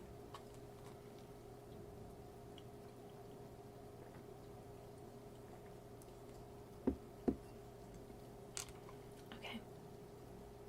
Let me just get my stream back up. There we go. Okay. Chapter 12. Her mother shook her gently awake. "Coraline," she said, "darling, what a funny place to fall asleep. And really, this room is only for best. It's only for best. We looked all over the house for you." Coraline stretched and blinked. "I'm sorry," she said. "I fell asleep." "I can see that," said her mother. "And wherever did the cat come from? He was waiting by the front door when I came in, shot out like a bullet as I opened it." "Probably had things to do," said Coraline. And she hugged her mother so tightly that her arms began to ache. Her mother hugged Coraline back. "Dinner in 15 minutes," said her mother. "Don't forget to wash your hands. And just look at those pyjama bottoms. What did you do to your poor knee?" "I tripped," said Coraline. She went into the bathroom and she washed her hands and cleaned her bloody knee. She put ointment on her cuts and scrapes. She went into her bedroom, her real bedroom, her true bedroom. She pushed her hands into the pockets of her dressing gown, and she pulled out 3 marbles, a stone with a hole in it, the black key, and an empty snow globe. She shook the snow globe and watched the glittery snow swirl through the water to fill the empty world. She put it down and watched the snow fall, covering the place where the little couple had once stood. Coraline took a piece of string from her toy box and she strung the black key onto it. Then she knotted the string and hung it around her neck. "There," she said. She put on some clothes and hid the key under her t-shirt. It was cold against her skin. The stone went into her pocket. Coraline walked down the hallway to her father's study. He had his back to her, but she knew just on seeing him that his eyes, when he turned round, would be her father's kind grey eyes. And she crept over and kissed him on the back of his balding head. "Hello, Coraline," he said. Then he looked round and smiled at her. "What was that for?" "Nothing," said Coraline. "I just miss you sometimes, that's all." "Oh, good," he said. He put the computer to sleep, stood up, and then, for no reason at all, he picked up Coraline, which he had not done for such a long time, not since he had started pointing out to her that she was much too old to be carried, and he carried her into the kitchen. Dinner that night was pizza, and even though it was homemade by her father, so the crust was alternately thick and doughy and raw or too thin and burnt. And even though he had put slices of green pepper on it, along with little meatballs and, of all things, pineapple chunks, Coraline ate the entire slice she had been given. Well, she ate everything except for the pineapple chunks. And soon enough, it was bedtime. Coraline kept the key around her neck, but she put the grey marbles beneath her pillow, and in bed that night, Coraline dreamed a dream. She was at a picnic under an old oak tree in a green meadow. The sun was high in the sky, and while there were distant fluffy white clouds on the horizon, the sky above her head was a deep, untroubled blue. There was a white linen cloth laid on the grass, with bowls piled high with food.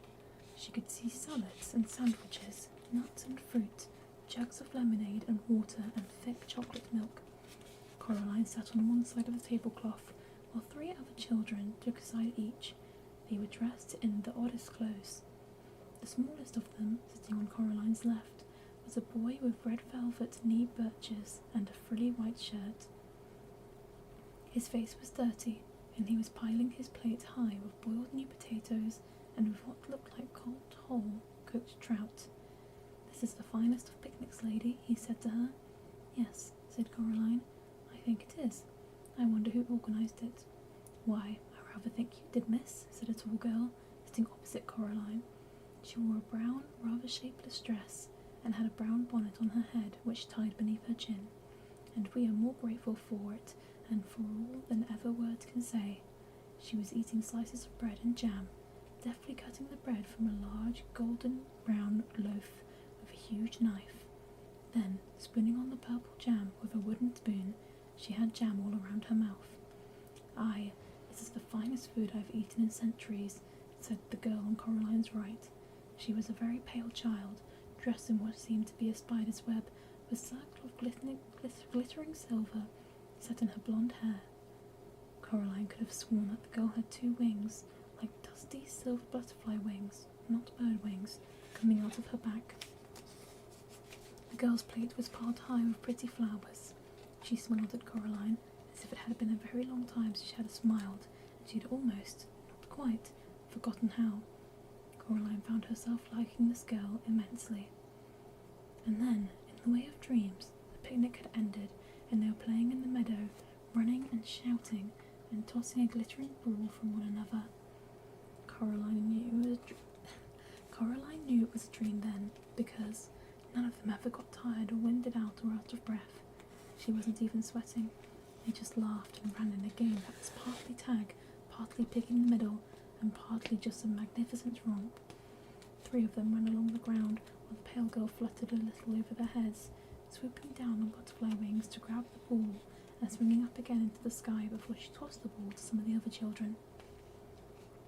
And then, without a word about it being spoken, the game was over, and the 4 of them went back to the picnic cloth, where the lunch had been cleared away, and there were 4 bowls waiting for them, 3 of ice cream, 1 of honeysuckle flowers piled high. They ate with relish. "Thank you for coming to my party," said Coraline, "if it is mine." "The pleasure is ours, Coraline Jones," said the winged girl, nibbling another honeysuckle blossom. "If they were but something we could do for you to thank you, and to reward you." "Aye," said the boy with red velvet birches and a dirty face. He put out his hand and held Coraline's hand with his own. It was warm now. "It's a very fine thing you did for us, miss," said the tall girl. She now had a smear of chocolate ice cream all around her lips. "I'm just pleased it's all over," said Coraline. Was it her imagination, or did a shadow cross the faces of the other children at the picnic? The winged girl, the circlet of her hair glittering like a star, rested her fingers for a moment on the back of Coraline's hand. "It is over and done with for us," she said. "This is our staging post. From here, we three will set out for uncharted lands, and what comes after, no one alive can say." She stopped talking. "There's a but, isn't there?" said Coraline. "I can feel it, like a rain cloud." The boy on her left tried to smile bravely, but his lower lip began to tremble, and he bit it with his upper teeth and said nothing. The girl in the brown bonnet shifted uncomfortably and said, "Yes, miss." "But I got you three back," said Coraline. "I got Mum and Dad back. I shut the door. I locked it. What more was I meant to do?" The boy squeezed Coraline's hand with his own. She found herself remembering when it had been her trying to reassure him, when he was little more than a cold memory in the darkness. "Well, can't you give me a clue?" asked Coraline. "Isn't there something you can tell me?" "The beldam swore by her good right hand," said the tall girl, "but she lied." My governess," said the boy, "used to say that nobody is ever given more to shoulder than he or she can bear." He shrugged as he said this, as if he had not yet made his own mind up whether or not it was true. "We wish you luck," said the winged girl, "good fortune and wisdom and courage, although you have already shown that you have all three of these blessings, and in abundance." "She hates you," blurted out the boy. "She hasn't lost anything for so long. Be wise, be brave, be tricky." "But it's not fair," said Coraline in her dream angrily. "It's just not fair. It should be over." The boy with the dirty face stood up and hugged Coraline tightly. "Take comfort in this," he whispered. "Thou art alive, thou livest." And in her dream, Coraline saw that the sun had set and the stars were twinkling in the darkening sky. Coraline stood in the meadow, and she watched as the three children, two of them walking, one flying, went away from her, across the grass, silver in the light of the huge moon. The three of them came to a small wooden bridge over a stream. They stopped there, turned, and waved. Coraline waved back. And what came after was darkness. Coraline woke in the early hours of the morning, convinced she had heard something moving, but unsure what it was. She waited. Something made a rustling noise outside her bedroom door. She wondered if it was a rat. The door rattled. Coraline clambered out of bed. "Go away," said Coraline sharply. "Go away, you'll be sorry." There was a pause, and then whatever it was scuttled down the hall. There was something odd and irregular about its footsteps. If they were footsteps, Coraline found herself wondering if it was perhaps a rat with an extra leg. It isn't over, is it?" she said to herself. Then she opened her bedroom door. The grey pre-dawn light showed her the whole of the corridor, completely deserted. She went towards the front door, sparing a hasty glance back at the wardrobe door mirror hanging on the wall at the other end of the hallway, seeing nothing but her own pale face staring back at her, looking sleepy and serious. Gentle, reassuring snores came from her parents' room, but the door was closed. All the doors of the corridor were closed. Whatever the scuttling thing was, it had to be here somewhere. Coraline opened the front door and looked at the grey sky. She wondered how long it would be until the sun came up, wondered whether her dream had been a true thing, or knowing in her heart that it had been. Something she had taken to be part of the shadows under the hall couch detached itself from beneath the couch and made a mad scrabbling rush on its long white legs, heading for the front door. Coraline's mouth dropped open in horror as she stepped out of the way as the thing clicked and scuttled past her and out of the house, running crab-like on its too many tapping, clicking, scurrying feet. She knew what it was, and she knew what it was after. She had seen it too many times in the last few days, reaching and clutching and snatching and popping black beetles obediently into the other mother's mouth. 5-footed, crimson-nailed, the colour of bone. It was the other mother's right hand. It wanted the black key. Okay. So that's the end of chapter 12. And we're nearly at the end. This is the last chapter, chapter 13. I will have my little drinky and then we should be ready to go. Okay.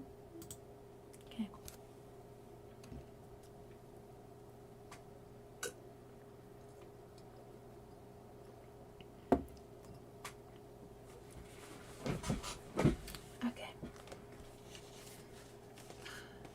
Chapter 13. Coraline's parents never seemed to remember anything about their time in the snow globe. At least they never said anything about it, and Coraline never mentioned it to them. Sometimes she wondered whether they had ever noticed that they had lost 2 days in the real world, and came to the eventual conclusion that they had not. And again, there are some people who keep track of every day and every hour, and there are people who don't, and Coraline's parents were solidly in the second camp. Coraline had placed the marbles beneath her pillow before she went to sleep that first night, home in her room once more. She went back to bed after she saw the other mother's hand, although there was not much time left for sleeping, and she rested her head back onto the pillow. Something scrunched gently as she did. She sat up and lifted the pillow. The fragments of glass marbles that she saw looked like the remains of eggshells one finds beneath trees in springtime, like empty wooden robin's eggs, or even more delicate wren's eggs perhaps. Whatever had been inside the glass spheres had gone. Coraline thought of the 3 children waving goodbye to her in the moonlight, waving before they crossed that silver stream. She gathered up the eggshell-thinned fragments with care and placed them in a small blue box, which had once held a bracelet that her grandmother had given her when she was a little girl. The bracelet was long lost, but the box remained. Miss Spink and Miss Forcible came back from visiting Miss Spink's niece, and Coraline went down to their flat for tea. It was a Monday. On Wednesday, Coraline would go back to school. A whole new school year would begin. Miss Forcible insisted on reading Coraline's tea leaves. Well, looks like everything's mostly shipshape and Bristol fashion, lovey, to Miss Forcible. Sorry, said Coraline. Everything is coming up roses, said Miss Forcible. Well, almost everything. I'm not sure what that is. She pointed to a clump of tea leaves sticking to the side of the cup. Miss Spink tutted and reached for the cup. Honestly, Miriam, give it over here. Let's see. She blinked through the thick spectacles. Oh dear. No, I have no idea what that signifies. It looks almost like a hand. Coraline looked. The clump of leaves did look a little like a hand, reaching for something. Hamish the Scotty dog was hiding under Miss Forcible's chair, and he wouldn't come out. I think he was in some sort of fright, said Miss Spink. He has a deep gash in his side, poor dear. We'll take him to the vet later this afternoon. I wish I knew what could have done it.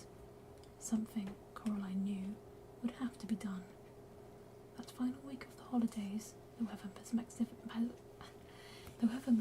magnificent, as if the summer itself were trying to make up for the miserable weather they had been having by giving them some bright, glorious days before it ended. That sounds very much like the weather in the UK right now.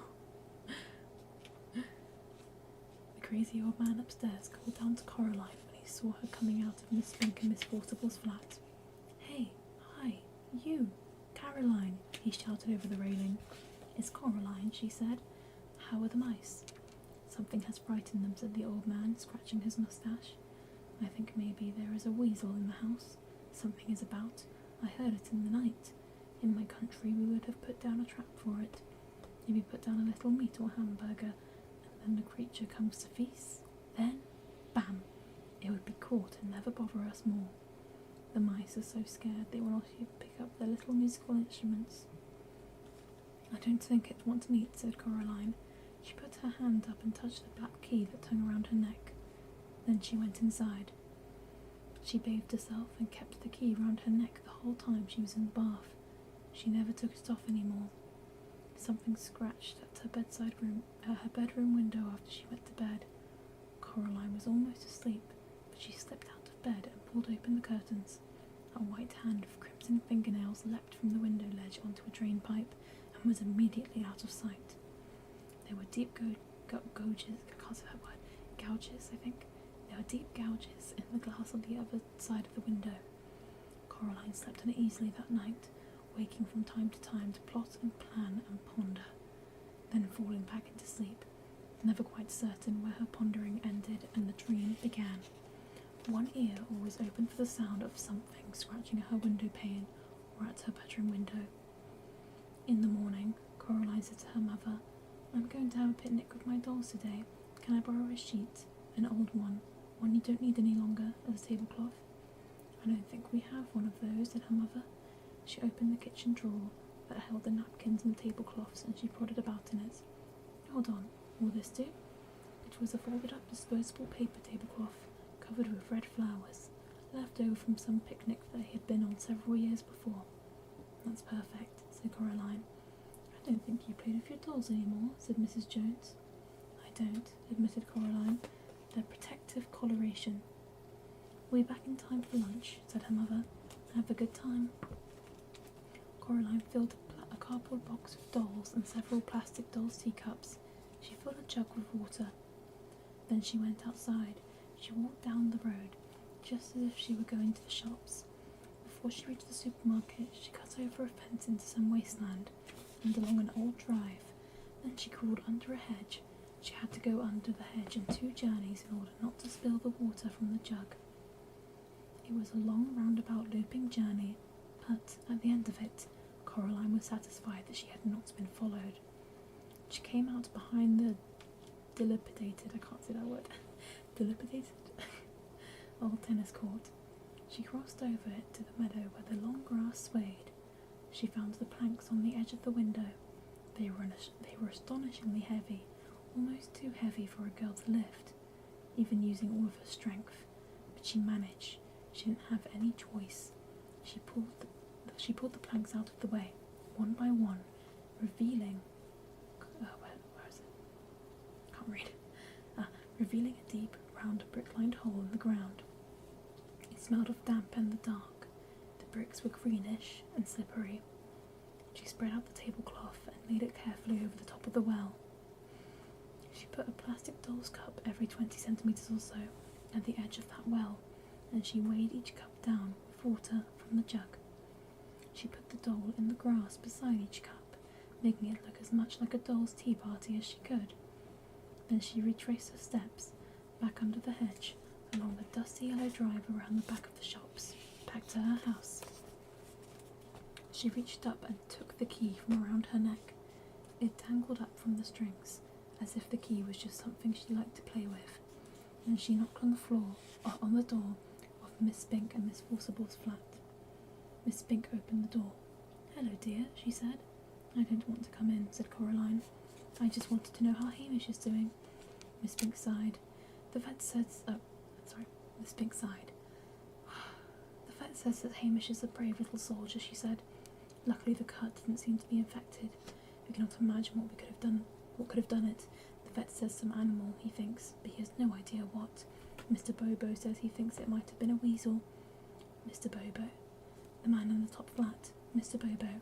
Fine old circus family, I believe. Romanian or Slovenian. Or some Livonian? Or one of those countries. Bless me, I can never remember them anymore. It had never occurred to Coraline that the crazy old man upstairs actually had a name. She realised she knew his name was Mr. Bobo. She would have said it any chance she got.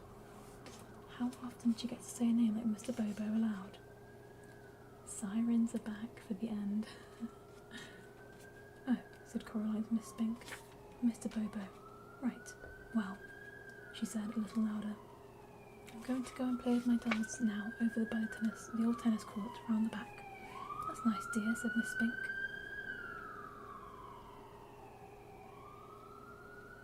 Sirens. I'll wait for them to finish.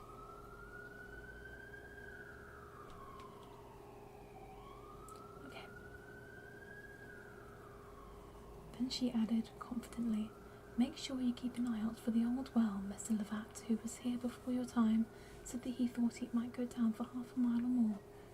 Coraline hoped that the hand had not heard this last remark, and she changed the subject. "This key," said Coraline loudly. "Oh, it's just some old key from our house. It's part of my game. That's why I'm carrying it around with me on this piece of string. Well, goodbye now." "What an extraordinary child," said Miss Spink to herself, and she closed the door. Coraline ambled across the meadow towards the old tennis court, dangling and swinging the black key on its piece of string as she walked. Several times she thought she saw something, the colour of bone in the undergrowth. It was keeping pace with her, about 10 metres away. She tried to whistle, but nothing happened. She sang out loud instead, a song her father had made up for her when she was a little baby, and which had always made her laugh. It went, "Oh, my twitchy, witchy girl, I think you are so nice. I give you bowls of porridge, I give you bowls of ice cream. I give you lots of kisses and I give you lots of hugs, but I never give you sandwiches with bugs in." That was what she sang as she sauntered through the woods, and her voice hardly trembled at all. The dolls' tea party was where she had left it. She was relieved that it was not a windy day, for everything was still in place. Every water-filled plastic cup weighed down the paper tablecloth as it was meant to. She breathed a sigh of relief. Now was the hardest part. "Hello, dolls," she said brightly. "It's tea time." She walked close to the paper tablecloth. "I brought the lucky key," she told the dolls, "to make sure we have a good picnic." And then, as carefully as she could, she leaned over and gently placed the key on the tablecloth. She was still holding the string. She held her breath, hoping that the cups of water at the edge of the well would weigh the cloth down, letting it take the weight of the key without collapsing into the well. The key sat in the middle of the paper picnic cloth.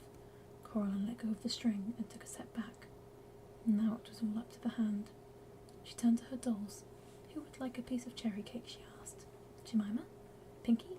Primrose?" And she served each doll a slice of invisible cake on an invisible plate, chattering happily as she did. From the corner of her eye she saw something bone-white scamper from one tree trunk to another, closer and closer. She forced herself not to look at it. "Jemima," said Coraline, "what a bad girl you are. You've dropped your cake. Now I'll have to go over and get you a whole new slice." And she walked around the tea party until she was on the other side of it to the hand.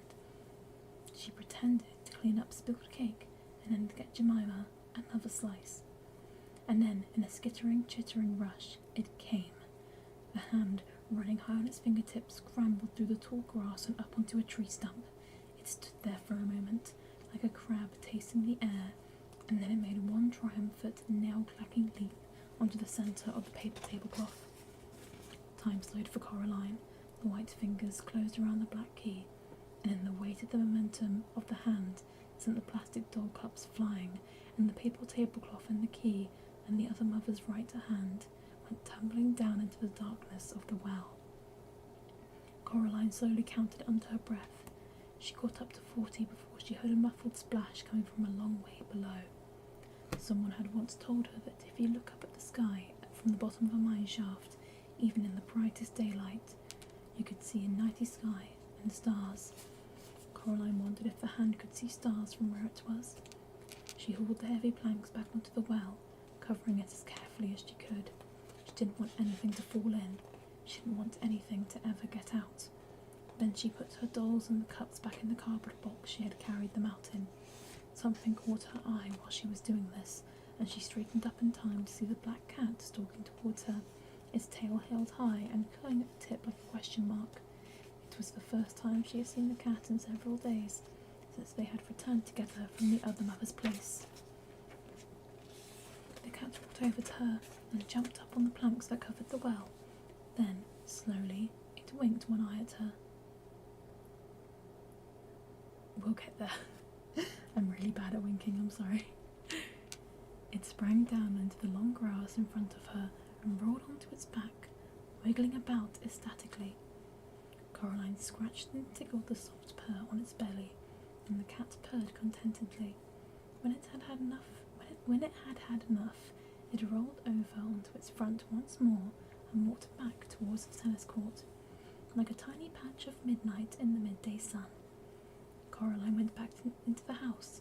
Mr. Bobo was waiting for her in the driveway. He clapped her on the shoulder. "The mice tell me that all is good," he said. "They say that you are our saviour, Caroline. They say that you are our saviour, Caroline." "It's Coraline, Mr. Bobo," said Coraline. Not Caroline, Coraline." "Coraline," said Mr. Bobo, repeating her name to himself with wonderment and respect. "Very good, Coraline. The mice say that I must tell you that as soon as they are ready to perform in public, you will come up to watch them, as the first audience of all. They will play Tumpty Umpty and Hoodloodle, and they will dance and do 1,000 tricks. That is what they say." "I would like that very much," said Coraline. "When they are ready." She knocked at Miss Spink and Miss Forcible's door. Miss Spink let her in, and Coraline went into their parlour. She put her box of dolls down on the floor, and she put her hand into her pocket and pulled out the stone of the hornet. "Here you go," she said. "I don't need it any more. I'm very grateful. I think it may have saved my life, and saved some other people's deaths."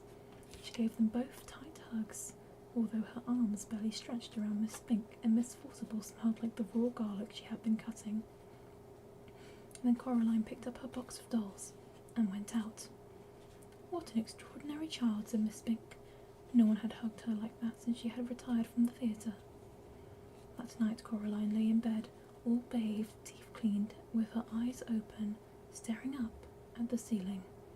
It was warm enough that, now the hand was gone, she had opened her bedroom window wide. She had insisted to her father that the curtains not be entirely closed. Her new school clothes were laid out carefully on her chair for her to put on when she woke. Normally on the night before the first day of term, Coraline was apprehensive and nervous, but she realised there was nothing left about school that could scare her anymore. She fancied she could hear sweet music on the night air, the kind of music that could only be played on the tiniest silver trombones and trumpets and bassoons on their piccolos and tubas, so delicate and small that the keys could only be pressed by their tiny pink fingers of white mice. Coraline imagined that she was back again in her dream, with the 2 girls and the boy under the oak tree in the meadow, and she smiled. As the first stars came out, Coraline finally allowed herself to drift into sleep, while the gentle upstairs music of the mouse circus spilled out onto the warm evening air, telling the world that the summer was almost over. And that is the end of Coraline by Neil Gaiman. FNAF jump scare. So yeah, we did it, guys! Yay! I'll put on the thing that we finished. Finished Coraline. Yay! I think this book is really nice. It's not too long of a book, but I think it's really cool. I never read it when I was a kid, but I can imagine that I would have probably really liked it as a child. Probably. But yeah, I want to give a special shout out to my Coraline book. I'll do some sound effects for you.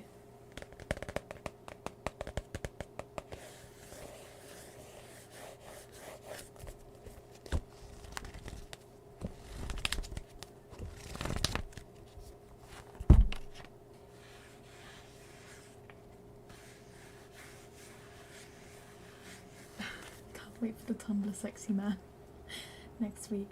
If you've seen the schedule, I think that's the first. Let me just check. Oh yeah, Undertale is my next stream.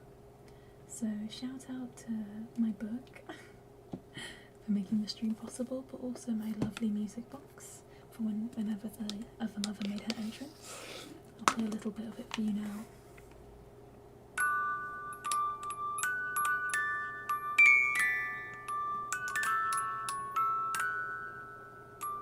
There you go.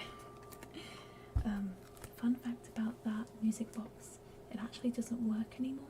so I have to wind it myself to play it.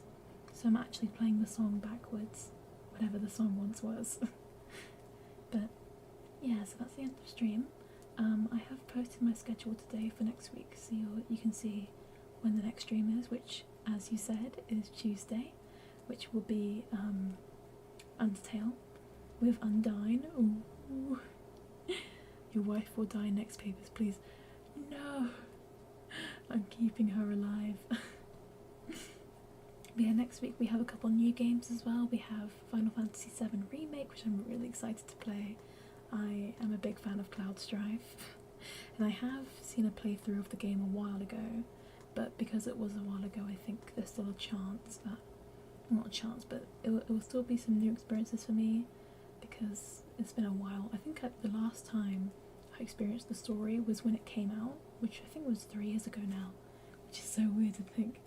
But that was the last time I saw any like gameplay from it, so I should be going into it kind of blind. I do remember quite a lot about the story, but not about specific characters, if that makes sense. Apart from that, I love Cloud. I love Cloud. Also going to play Uncharted 4 Thief's End, I think it's called, which I actually know nothing about, so that will be really exciting. And also, what's the other one? Oh right, Papers, Please, of course, yeah. So those are all the streams for next week. I can't wait to see you guys then. But yeah, thank you for listening to my ASMR. I hope it was relaxing for you. And it's been fun to get through Coraline. It's one of my favourite stories. So I'm really happy that we were able to finish it. So yeah, I'll see you guys on Tuesday for Undertale with Undyne. Ooh. Bye guys.